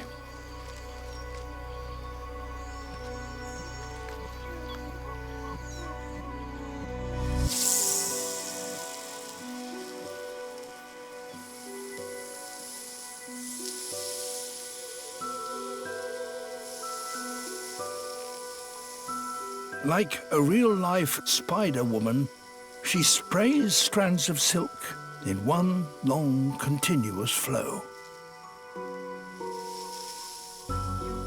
The threads fan out like a sail and drift on air currents blowing across the water. Every few seconds, she crimps the strands together to stop them spreading too widely. The breeze will do the rest, blowing the threads into a single line and a 25-metre bridge.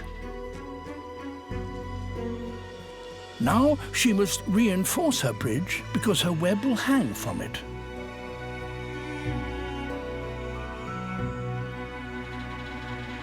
But there's something bouncing the line at the other end.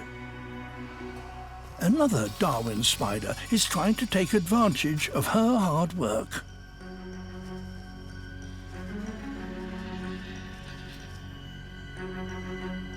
She must deal with the intruder head-on.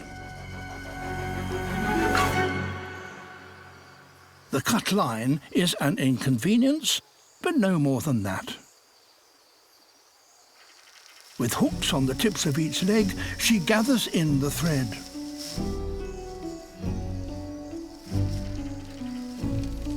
It won't go to waste, as she'll eat it later.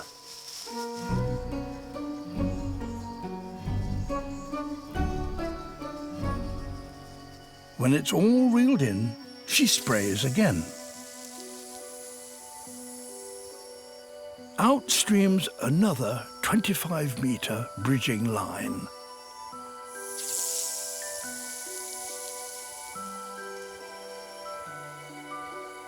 How a spider no bigger than a thumbnail can produce so much silk so quickly has baffled scientists. And it's no ordinary silk. It's the toughest natural fibre on the planet, tougher than steel. And it needs to be tough to span the wide river. With the bridge taut and the ground anchor in place, it's time to construct her trap.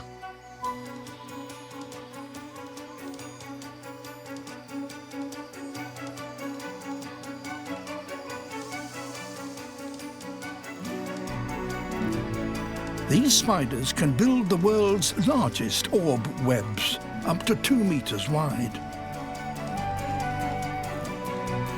A few hours from the first spray of bridging line, the job is done.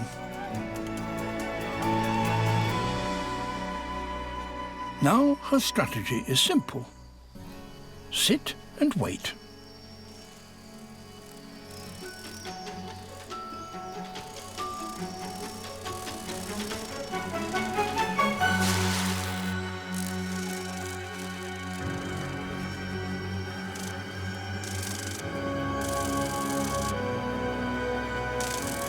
And there's one final bout of silk production. Shrink wrapping her food for later. A Sally Lightfoot crab. One of thousands of shore crabs just waiting for their moment. Every day they gather on the tropical shores of Brazil, waiting for the tide to go out.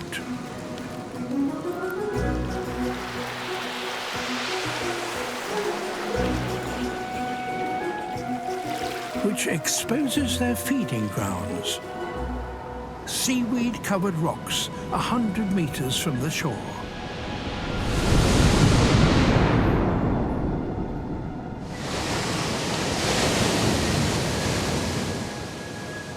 Getting there is a race against the tide.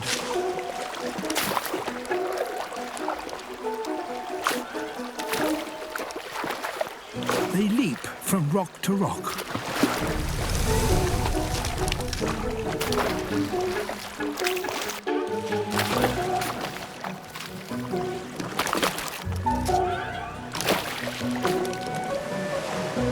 These crabs seem to be afraid of the water.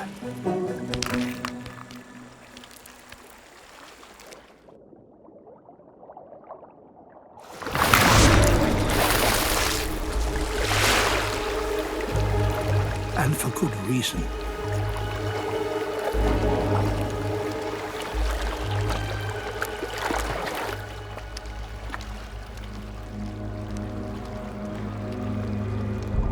The moray eel. The chain moray is a specialist crab hunter.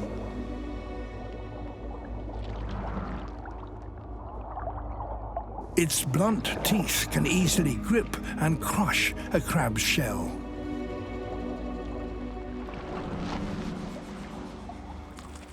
It's the crab's deadliest enemy.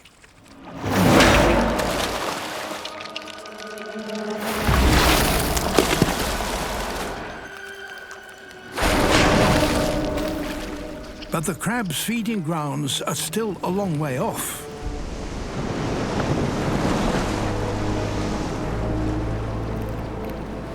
They must press on.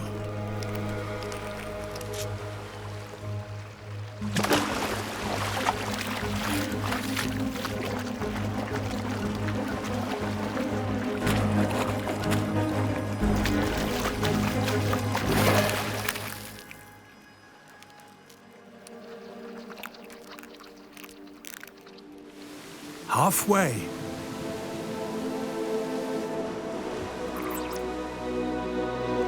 But their enemy has other ideas.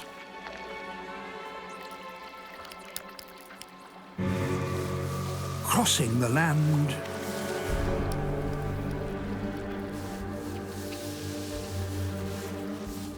To reset the ambush. To feed, the crabs must keep going.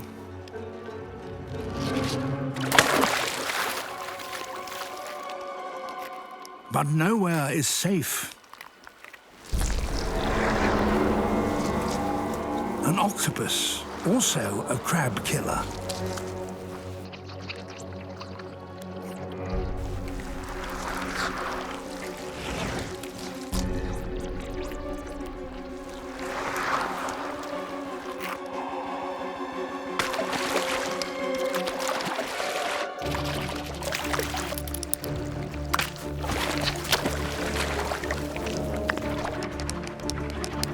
The crabs make a dash for it.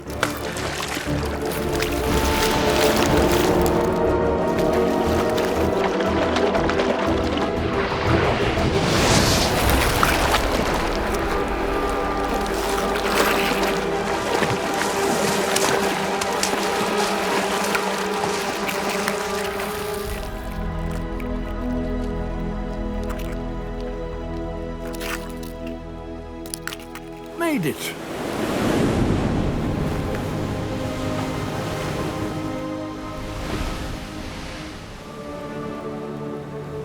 Risking life and limb to graze on these seaweed pastures. But in 2 hours' time, when the tide starts to turn, they will have to run the gauntlet all over again.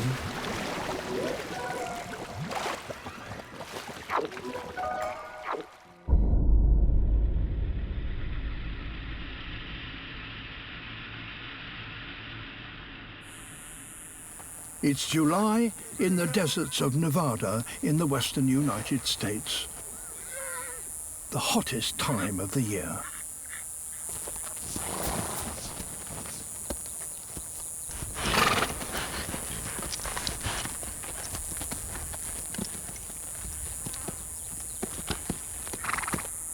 Bands of wild horses, Mustang, are converging on one of the last remaining waterholes around.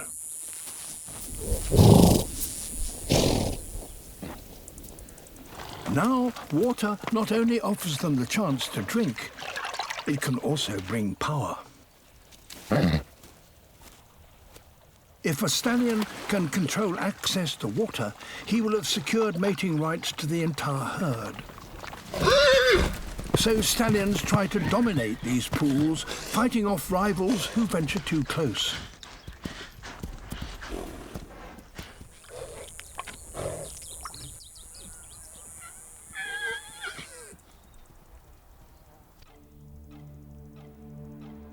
A stranger. He's travelled 15 kilometres to be here, because the pools where he's come from have already dried up. With him come his females.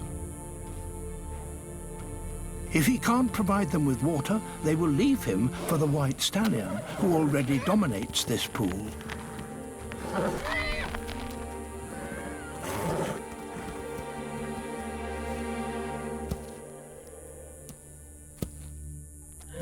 So he will have to fight.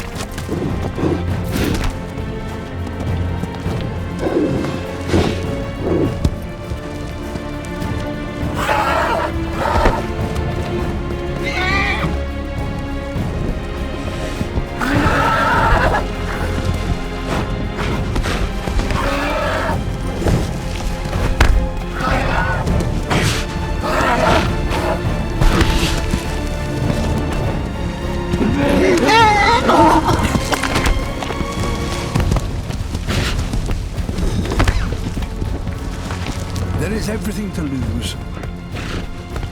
A broken leg or a shattered jaw would mean a slow and painful death.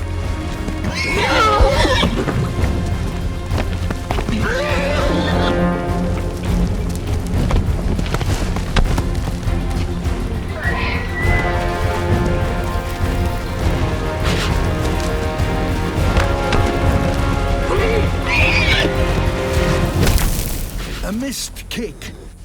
And it's all over. The new arrival has won. And his prize is more than just a chance to drink. He has provided for his herd and in the process stolen his rival's females. The white stallion's rule is over.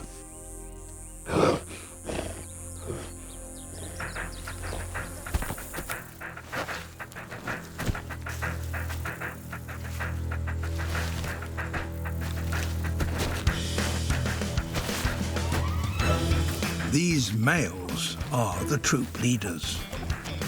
They hold all the power here.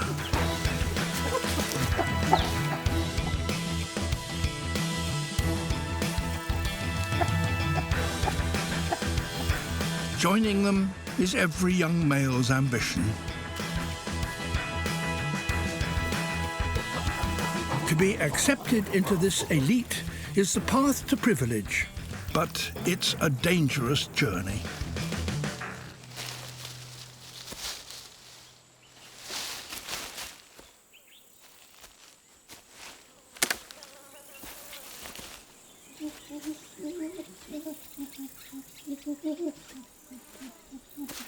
The youngster decides to follow. At first, he has enough sense to keep his distance. These males are twice his size.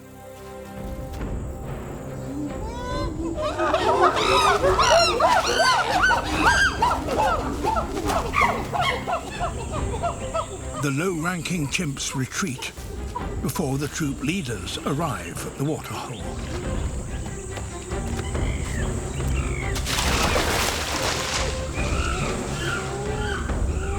Dominant males have a highly stressful life as they constantly squabble to protect their position.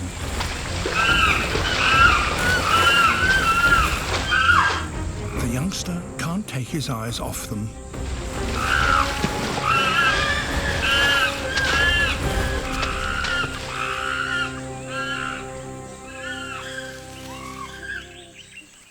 This is his chance to get himself noticed. If he can impress even one of the big males with a show of strength, he might just be accepted into their ranks.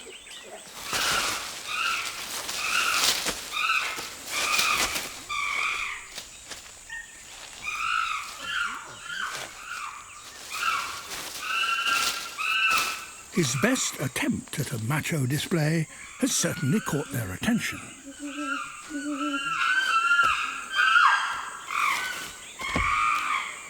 But they are not impressed.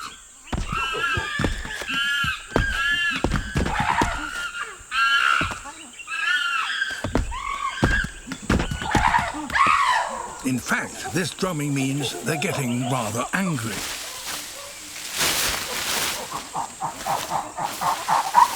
And they attack.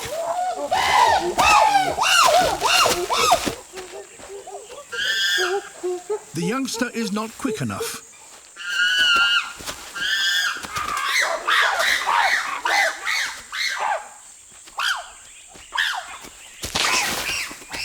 He gets a short, sharp lesson about how hard it can be to break into this close-knit gang.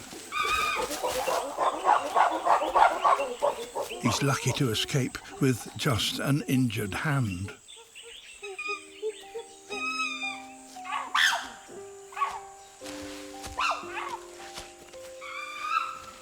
For the moment, he's neither big enough nor strong enough to be taken seriously by the troop leaders. Without status, he will never enjoy the privileges of the best food or the attention of females. Losing its fear of humans has enabled one animal to spread into cities everywhere and in huge numbers.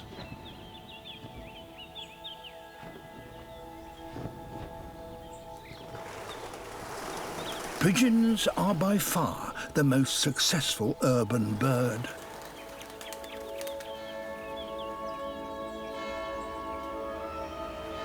Here in Albi in the south of France, the pigeons come to the river to bathe. They need to preen their flight feathers, clean off the city dust, and cool themselves down.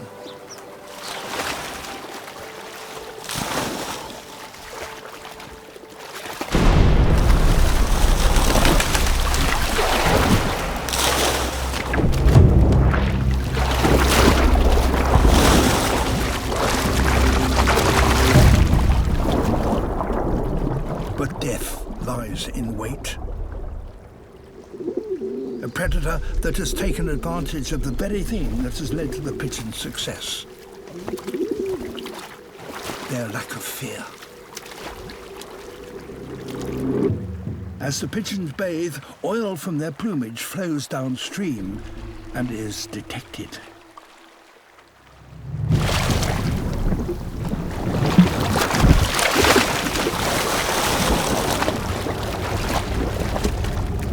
A monstrous Wells catfish.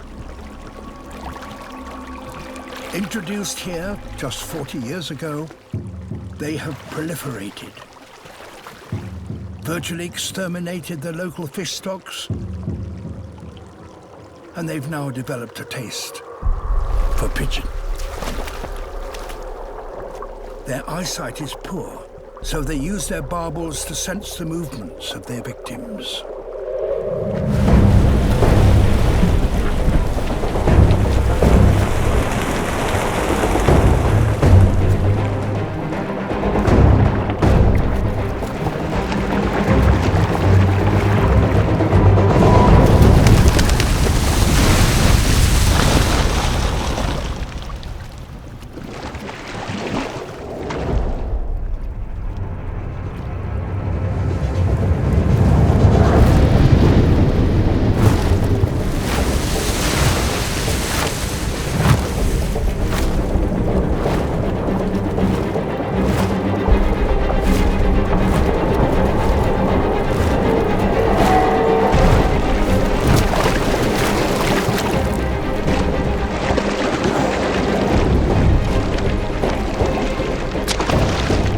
This is a radical new hunting strategy for what is normally a bottom-dwelling fish.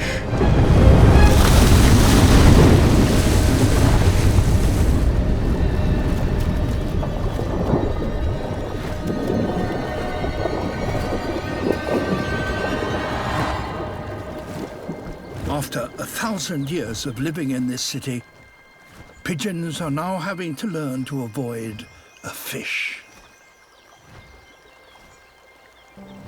A lone Grevy's zebra. He weighs close to half a ton and could go for 3 days without drinking.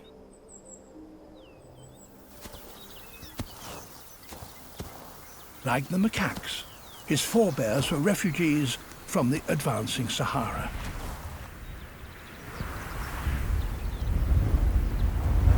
The land is scrubby and dry.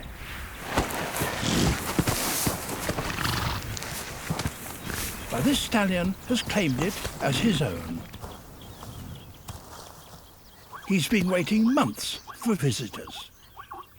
Female visitors.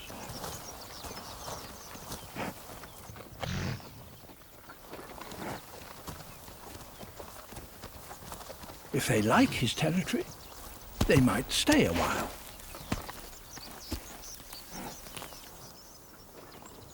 It's his first chance to mate for a very long time.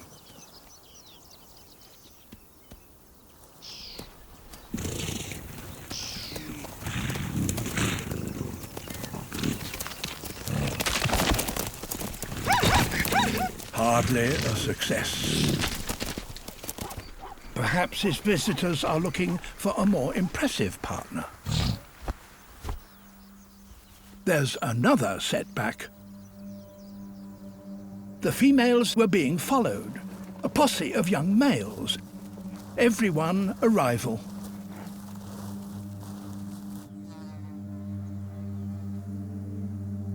It's time to separate the men from the boys.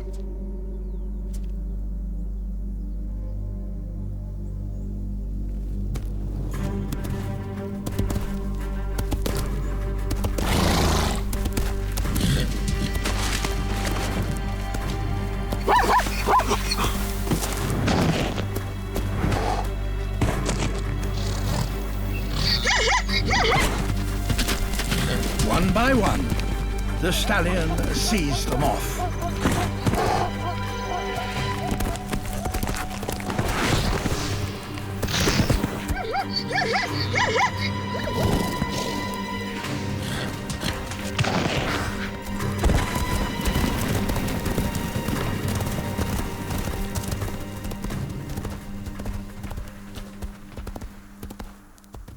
The females had ringside seats, and his prowess has not gone unnoted.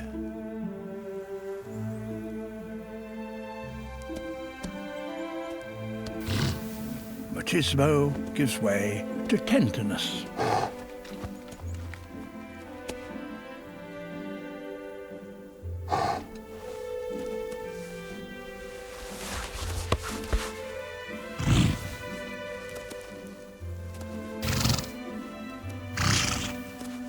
Around here, you have to take every opportunity, be it for food, for water, or for mates.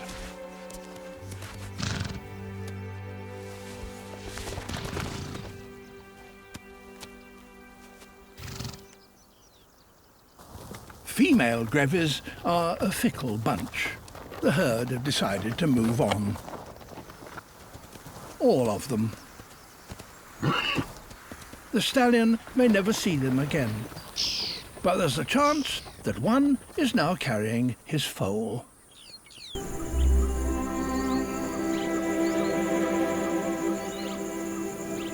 In a far corner of Southeast Asia lies the Coral Triangle.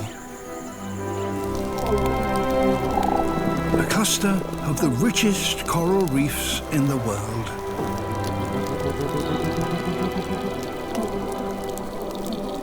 Undersea cities crammed full of life.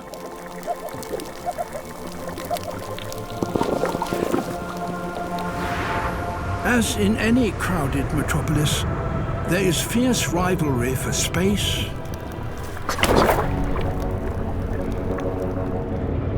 for food,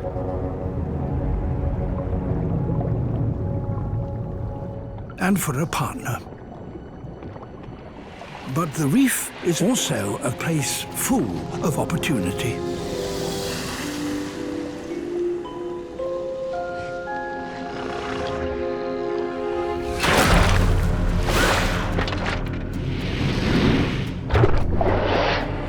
A cuttlefish.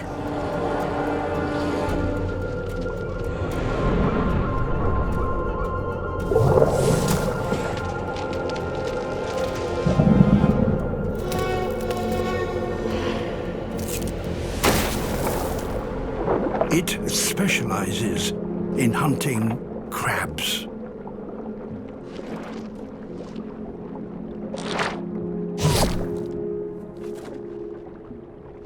But a large crab is a dangerous quarry.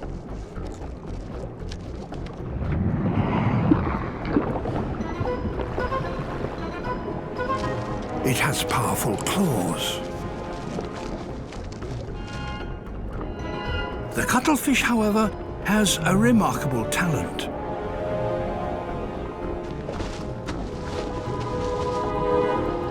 Its skin contains millions of pigment cells with which it can create ever-changing colors and patterns.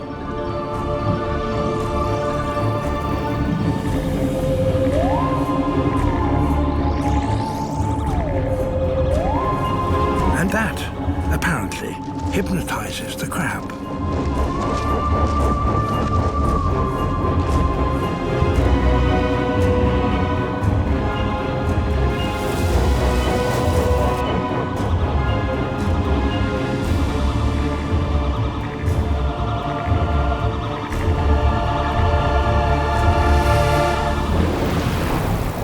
A cuttlefish may be clever, but a shark is bigger. And it eats cuttlefish. Time to disappear.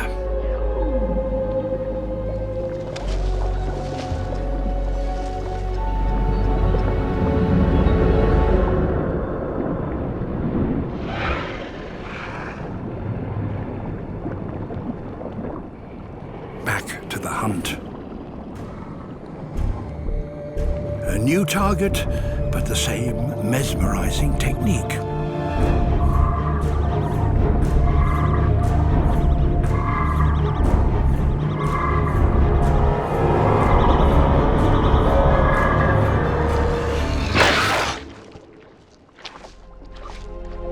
For those that manage to establish themselves in these bustling undersea cities, there can be great rewards.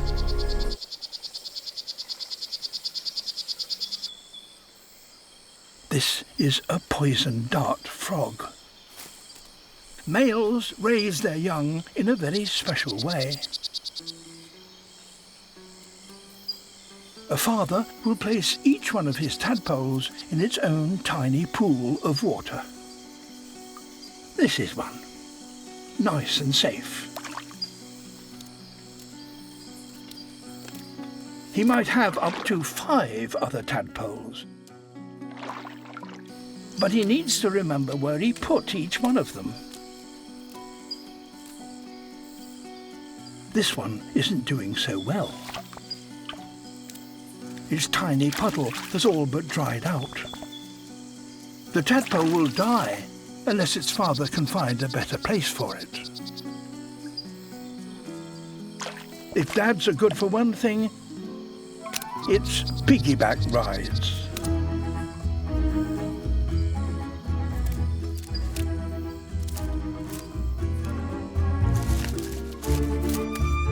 Fathers are no bigger than a human thumbnail, but this enables them to get to places that others can't.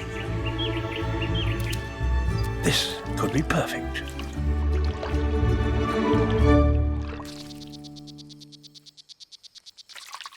The only problem is that there's no food here. Fathers need help.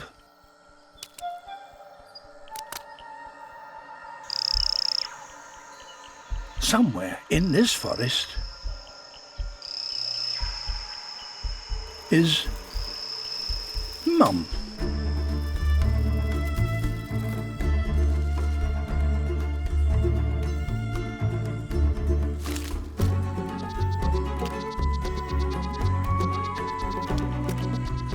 A female could do something a male cannot. But first, Dad must lead his partner to their hungry tadpole.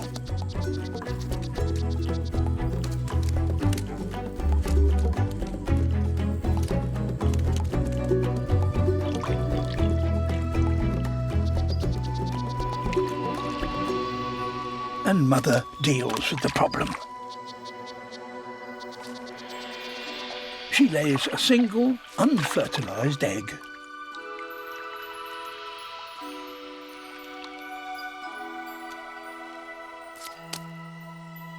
And her tadpole gets a much-needed meal.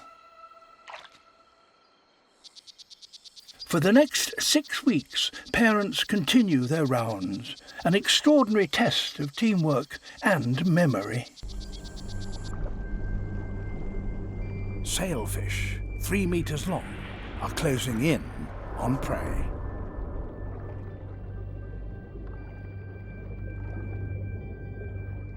They will only use just enough energy to make their kill, never wasting a fin stroke.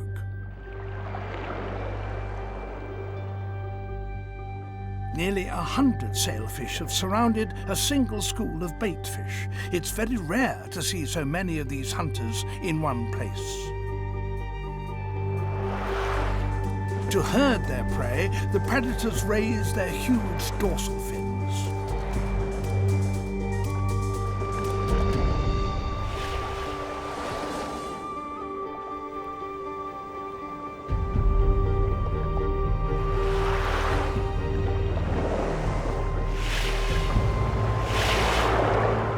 A mistimed strike by one sailfish could fatally damage another, but each continually changes its colour from blue to striped to black.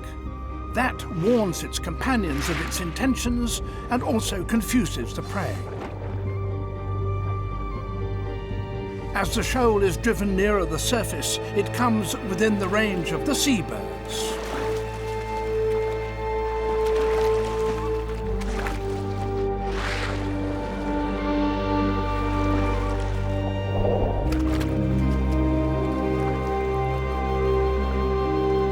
Out here in the open ocean, there is nowhere for the baitfish to hide.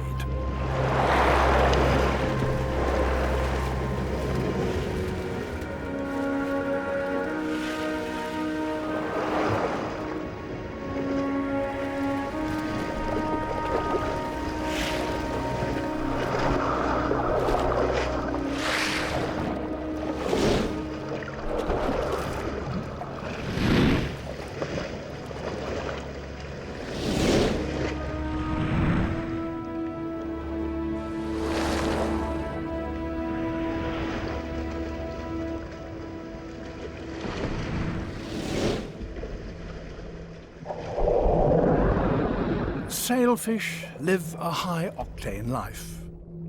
To survive, they must find prey daily, so their entire existence will be spent on the move.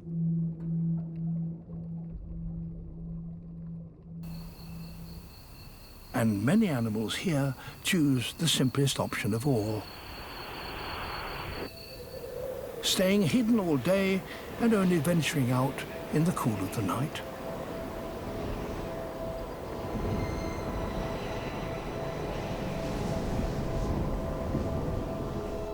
As darkness falls, animals appear from seemingly nowhere.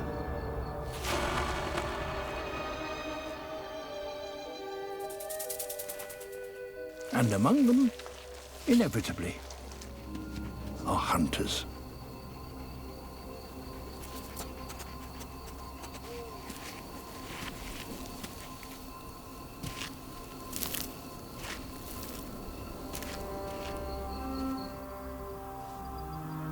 One of the most voracious nocturnal predators is also one of the hardest to see.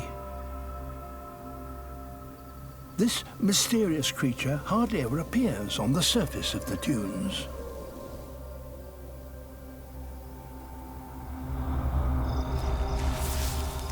But there are signs on the sand that can give it away.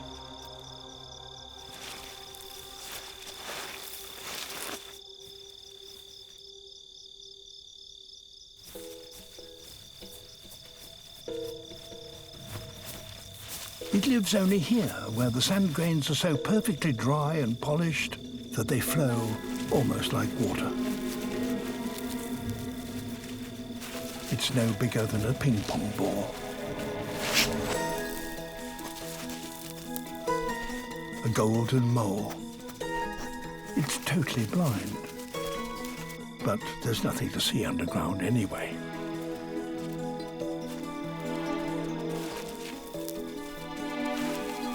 Instead, it has superb hearing. Its entire head acts as an amplifier that picks up vibrations through the sand. So, to locate prey on the surface of the dune, it has, paradoxically, to thrust its face into the dune.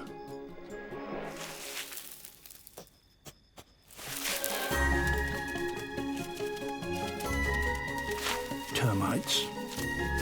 Not easy to catch when you're blind. Far better to go into stealth mode. Once below the sand, it can detect the slightest movement, allowing it to strike with pinpoint accuracy.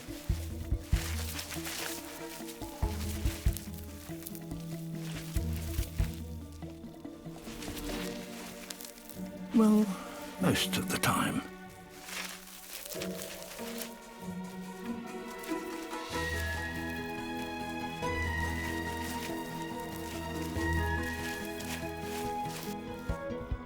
It can travel a kilometre a night in search of its dinner. And right now, it has just detected its main course. Little wonder it's sometimes called the shark of the dunes. Lizards, for the most part, are not known for being caring parents, but there are exceptions. It's spring in the woodlands of North America. An American robin is nesting, warming her eggs with the heat generated by her own body. And below, on the forest floor, a five-lined skink is warming her cold-blooded body by basking in the sunshine, so that she can do the same thing.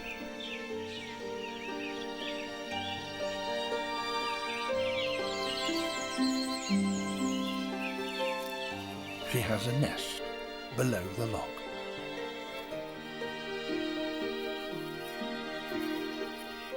It can get quite chilly in these woodlands, and she warms her eggs by transferring to them the heat that she's collected from the sun.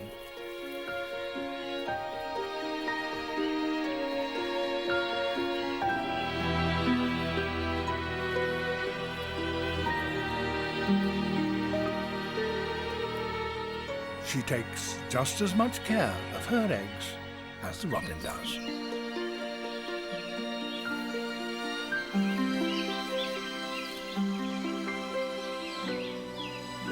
A month later, and her eggs are hatching.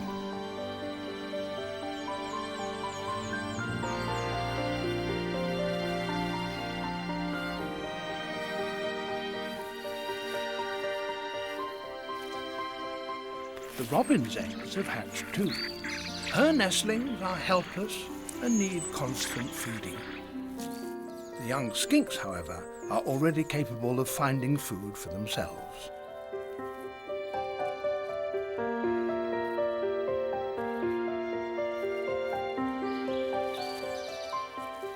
Within a day or so, they've left their mother and are independently exploring the woodland floor for themselves.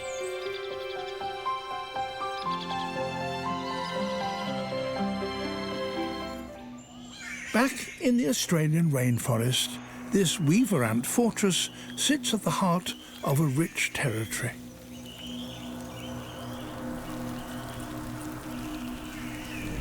Hunting parties go out to gather food to fuel their growing numbers.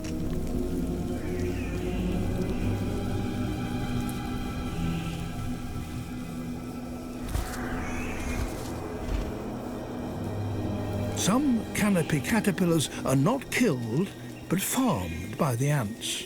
They exude a sugary secretion that the ants collect. In return, the ants mount a guard to protect the caterpillar wherever it goes.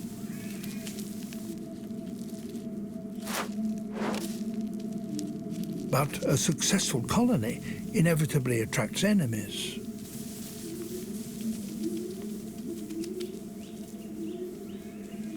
This jumping spider's body shape resembles that of an ant. A disguise good enough to fool these nursery guards.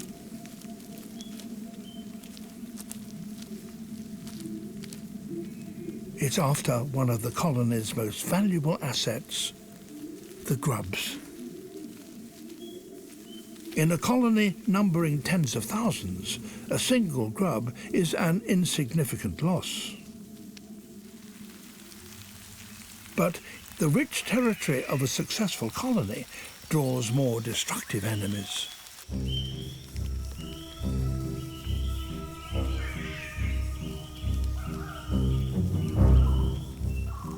Raiders from a neighbouring weaver ant colony looking to expand their own empire.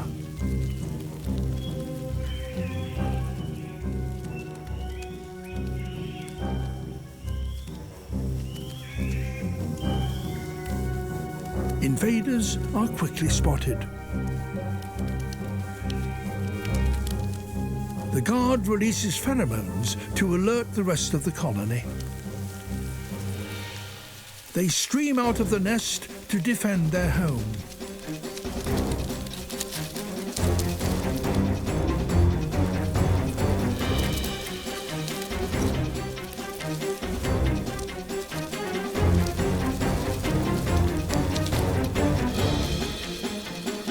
If the home defences fail, the colony will be wiped out. Some of the defenders deploy their most potent weapon. They squirt formic acid.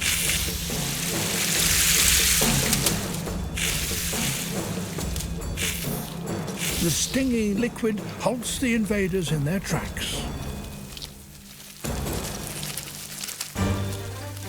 And now the home guard can go on the offensive.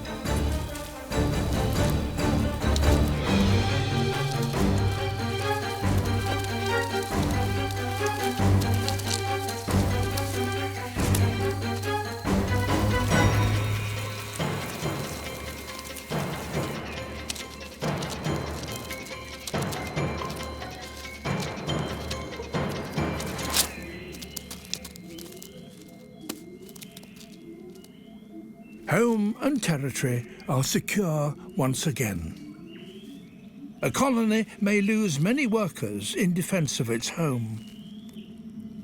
but their sacrifice helps safeguard the next generation. It's now midsummer, and the sun is shining at full strength. The increasing warmth is the cue for an Atlantic lobster to start on a long journey. She spent the winter 250 metres down, far beyond the reach of the storms. But it was cold down there, and now she needs to find warmer water, so she's marching towards the shallows. They, however, are 150 kilometres away.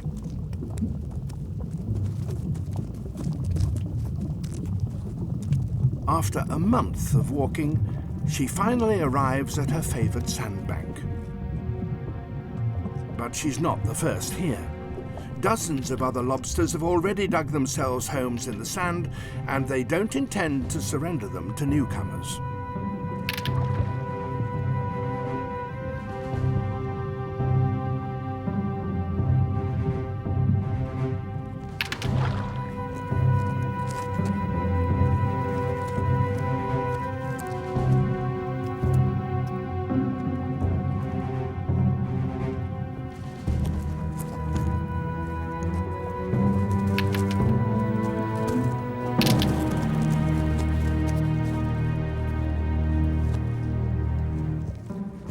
Size counts for everything in these battles. The new arrival is in urgent need of a pit, and since she weighs a hefty 7 kilos, she stands a good chance of getting one.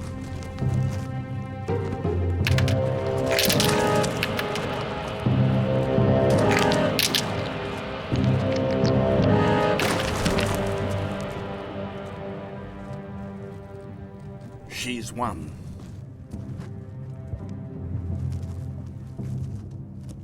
These battles continue for the next 2 months, and they're crucial, for the females must have both shelter and warm water if they're to raise their young. For the last 7 months, each of these females has been carrying around about 20,000 fertilized eggs. But their task is approaching its end. The warmth of the shallows is speeding the eggs' development. 2 more months, and the eggs are ready to hatch.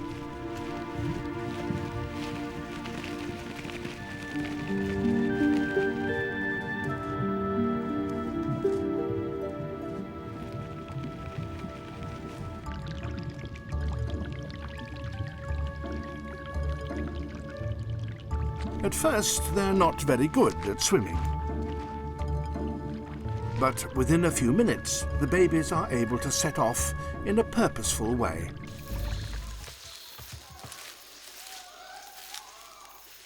This is one of them.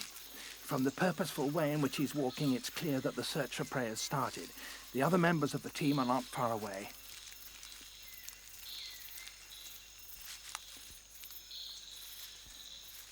They've been steadily following the monkeys for about 20 minutes, looking for an opportunity.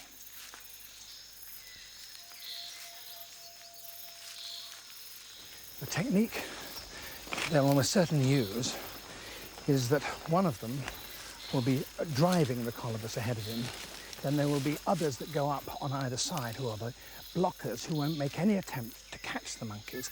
And then there are chasers who go and grab at the monkey if they can. And finally, there's one male who will go up ahead and ambush it, so bringing the whole trap closed. The monkeys are now getting alarmed.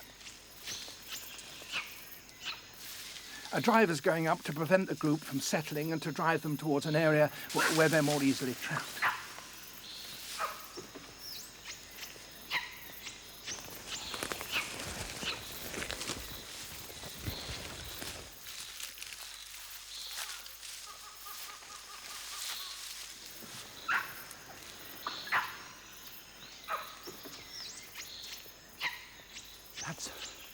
That's one of the blockers that's now quietly come ahead of the colobus. He's halfway up the tree now. He's deliberately making himself conspicuous.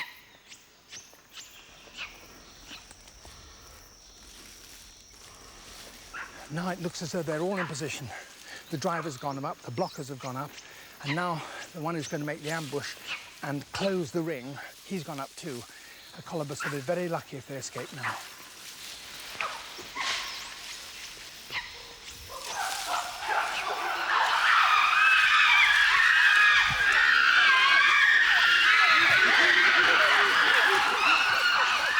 They've got one.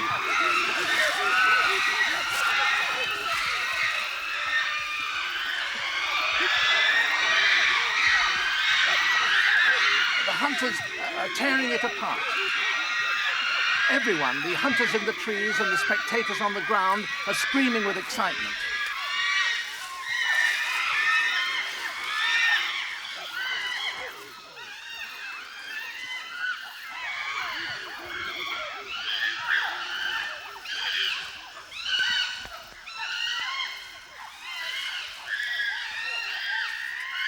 And now the kill is brought down so that the females and others can share it.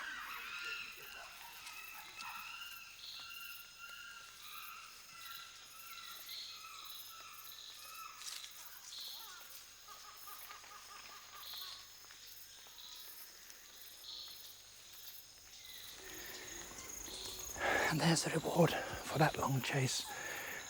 The divided body of a colobus monkey. These blood-stained faces may well horrify us, but we might also see in them the face of our long-distant hunting ancestors.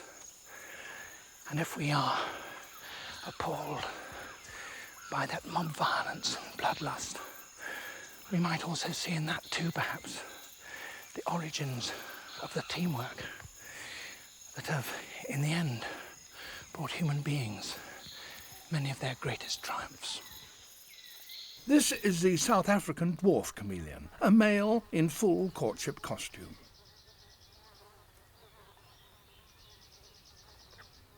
This, somewhat less colourful, is a female.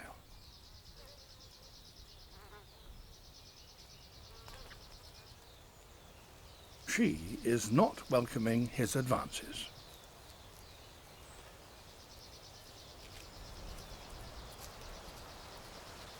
As her mood darkens, so does her skin.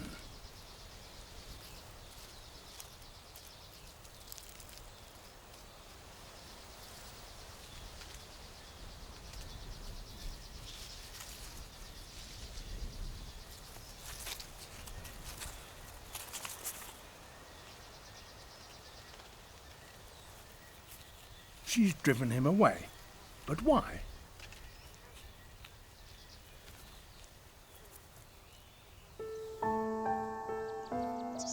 There is a reason. She's pregnant. Her home, the South African Cape, can get quite cold. So instead of laying her eggs on the ground, as most chameleons do, she retains them within her body and warms them by seeking out the sunniest places and sunbathing. Now they're ready to emerge, alive.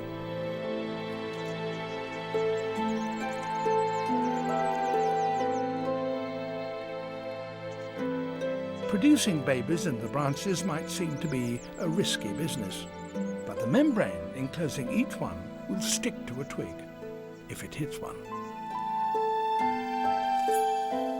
And when at last the babies disentangle themselves, they immediately deploy their formidable chameleon grip.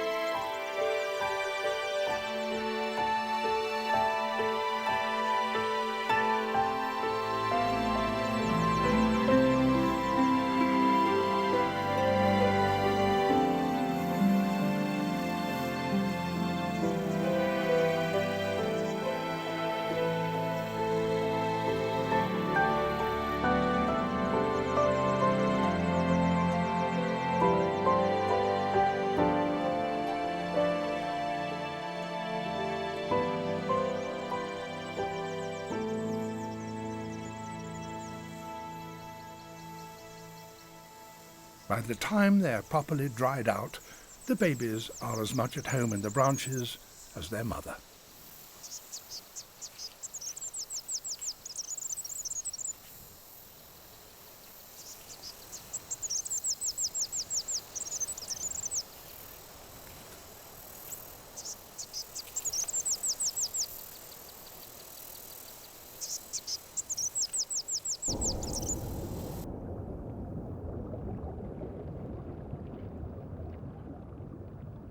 Out here on the sand flats, there is safe accommodation for some.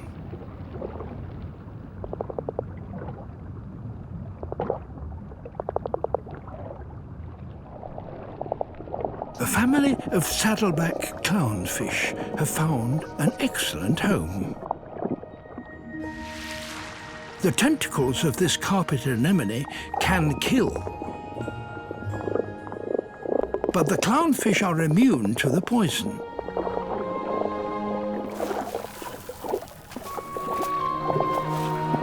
So they can shelter from danger.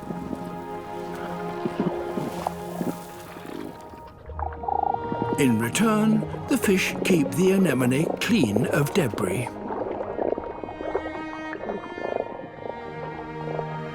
As with all clownfish, the family is ruled by a big female.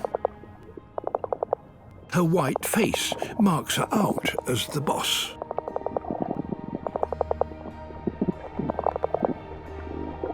The diminutive male has to prove his worth, so he works tirelessly, removing debris and generally keeping on top of the housework.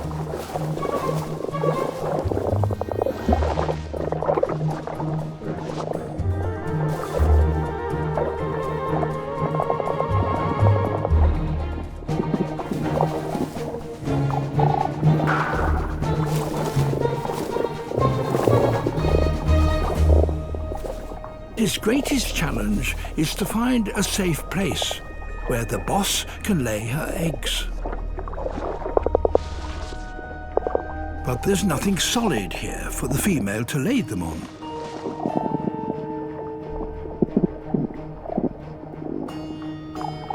A nearby shell could be the solution.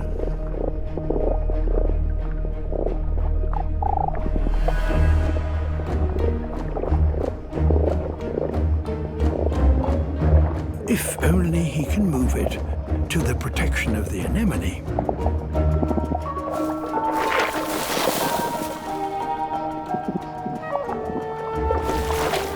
Too heavy.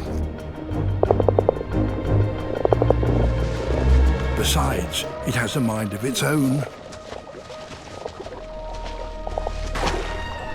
Hermit crab.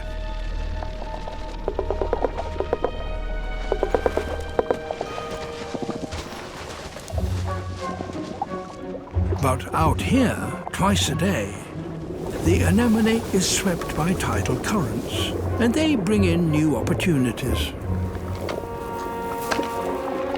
An old plastic bottle. Perhaps this will do.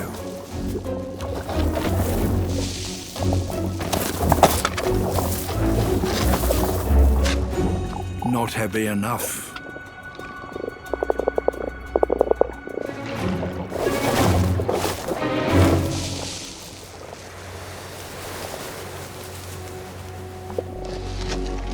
Coconut shell.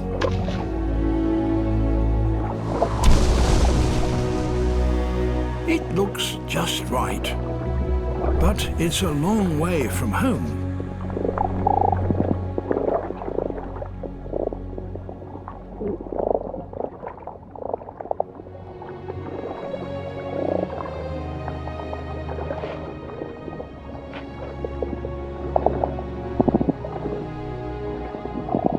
And he can't move it by himself.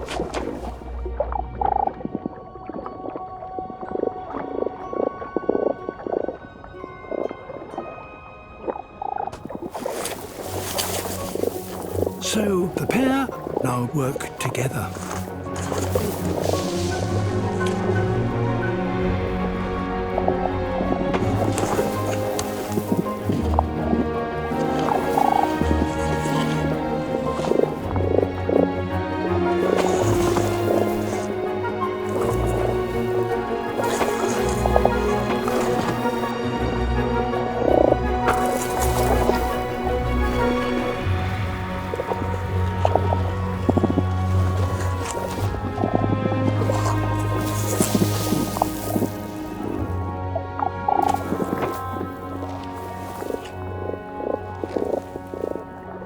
A little adjustment to the anemone's tentacles in order to clear a space for it.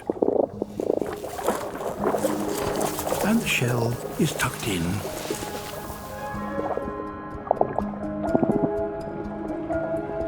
The female lays. A safe nursery at last.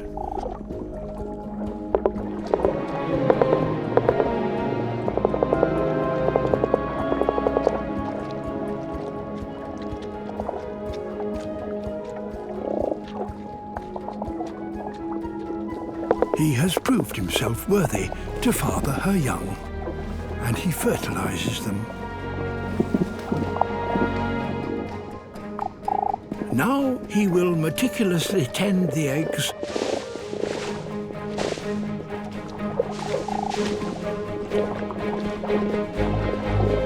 keeping them clean and healthy until they hatch in 10 days' time.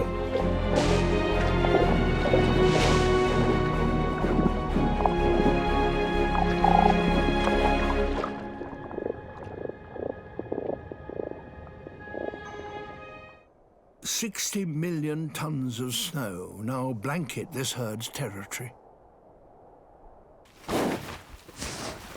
Pushing through deep snow is exhausting work, and the bison are now slowly starving.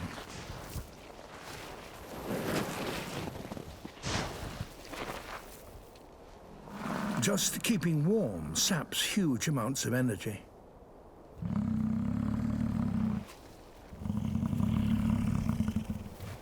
Their thick coats can insulate them down to -30 Celsius. It's now -40. The only thing that will keep them alive is buried beneath a metre of snow.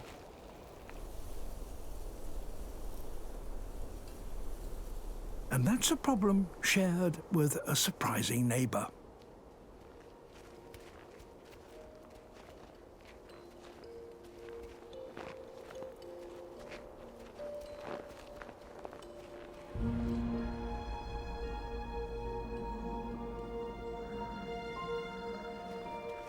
The food the fox seeks is also deep beneath the snow.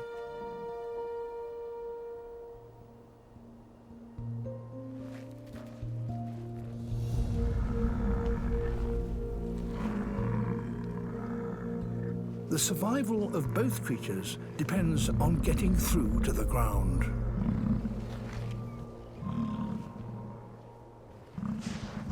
For the bison, it will be a matter of brute strength.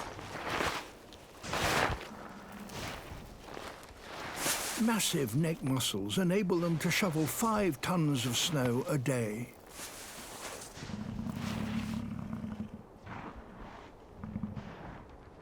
Their lightweight neighbour needs more precision.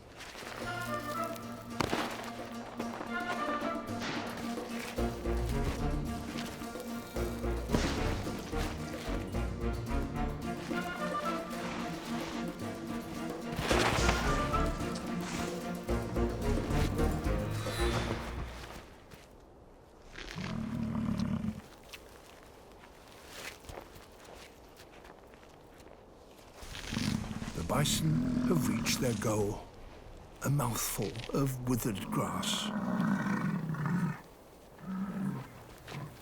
And where the bison have dug, the fox now spots an opportunity.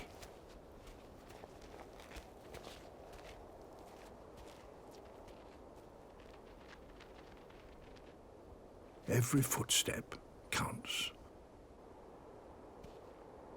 But he mustn't break through. Yet. He listens carefully to pinpoint his target.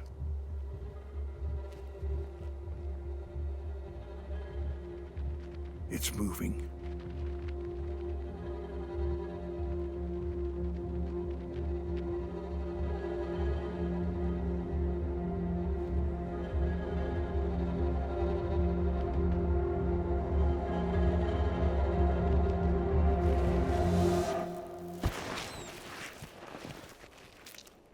A vole. Small, but 100 times more nutritious than a mouthful of dried grass.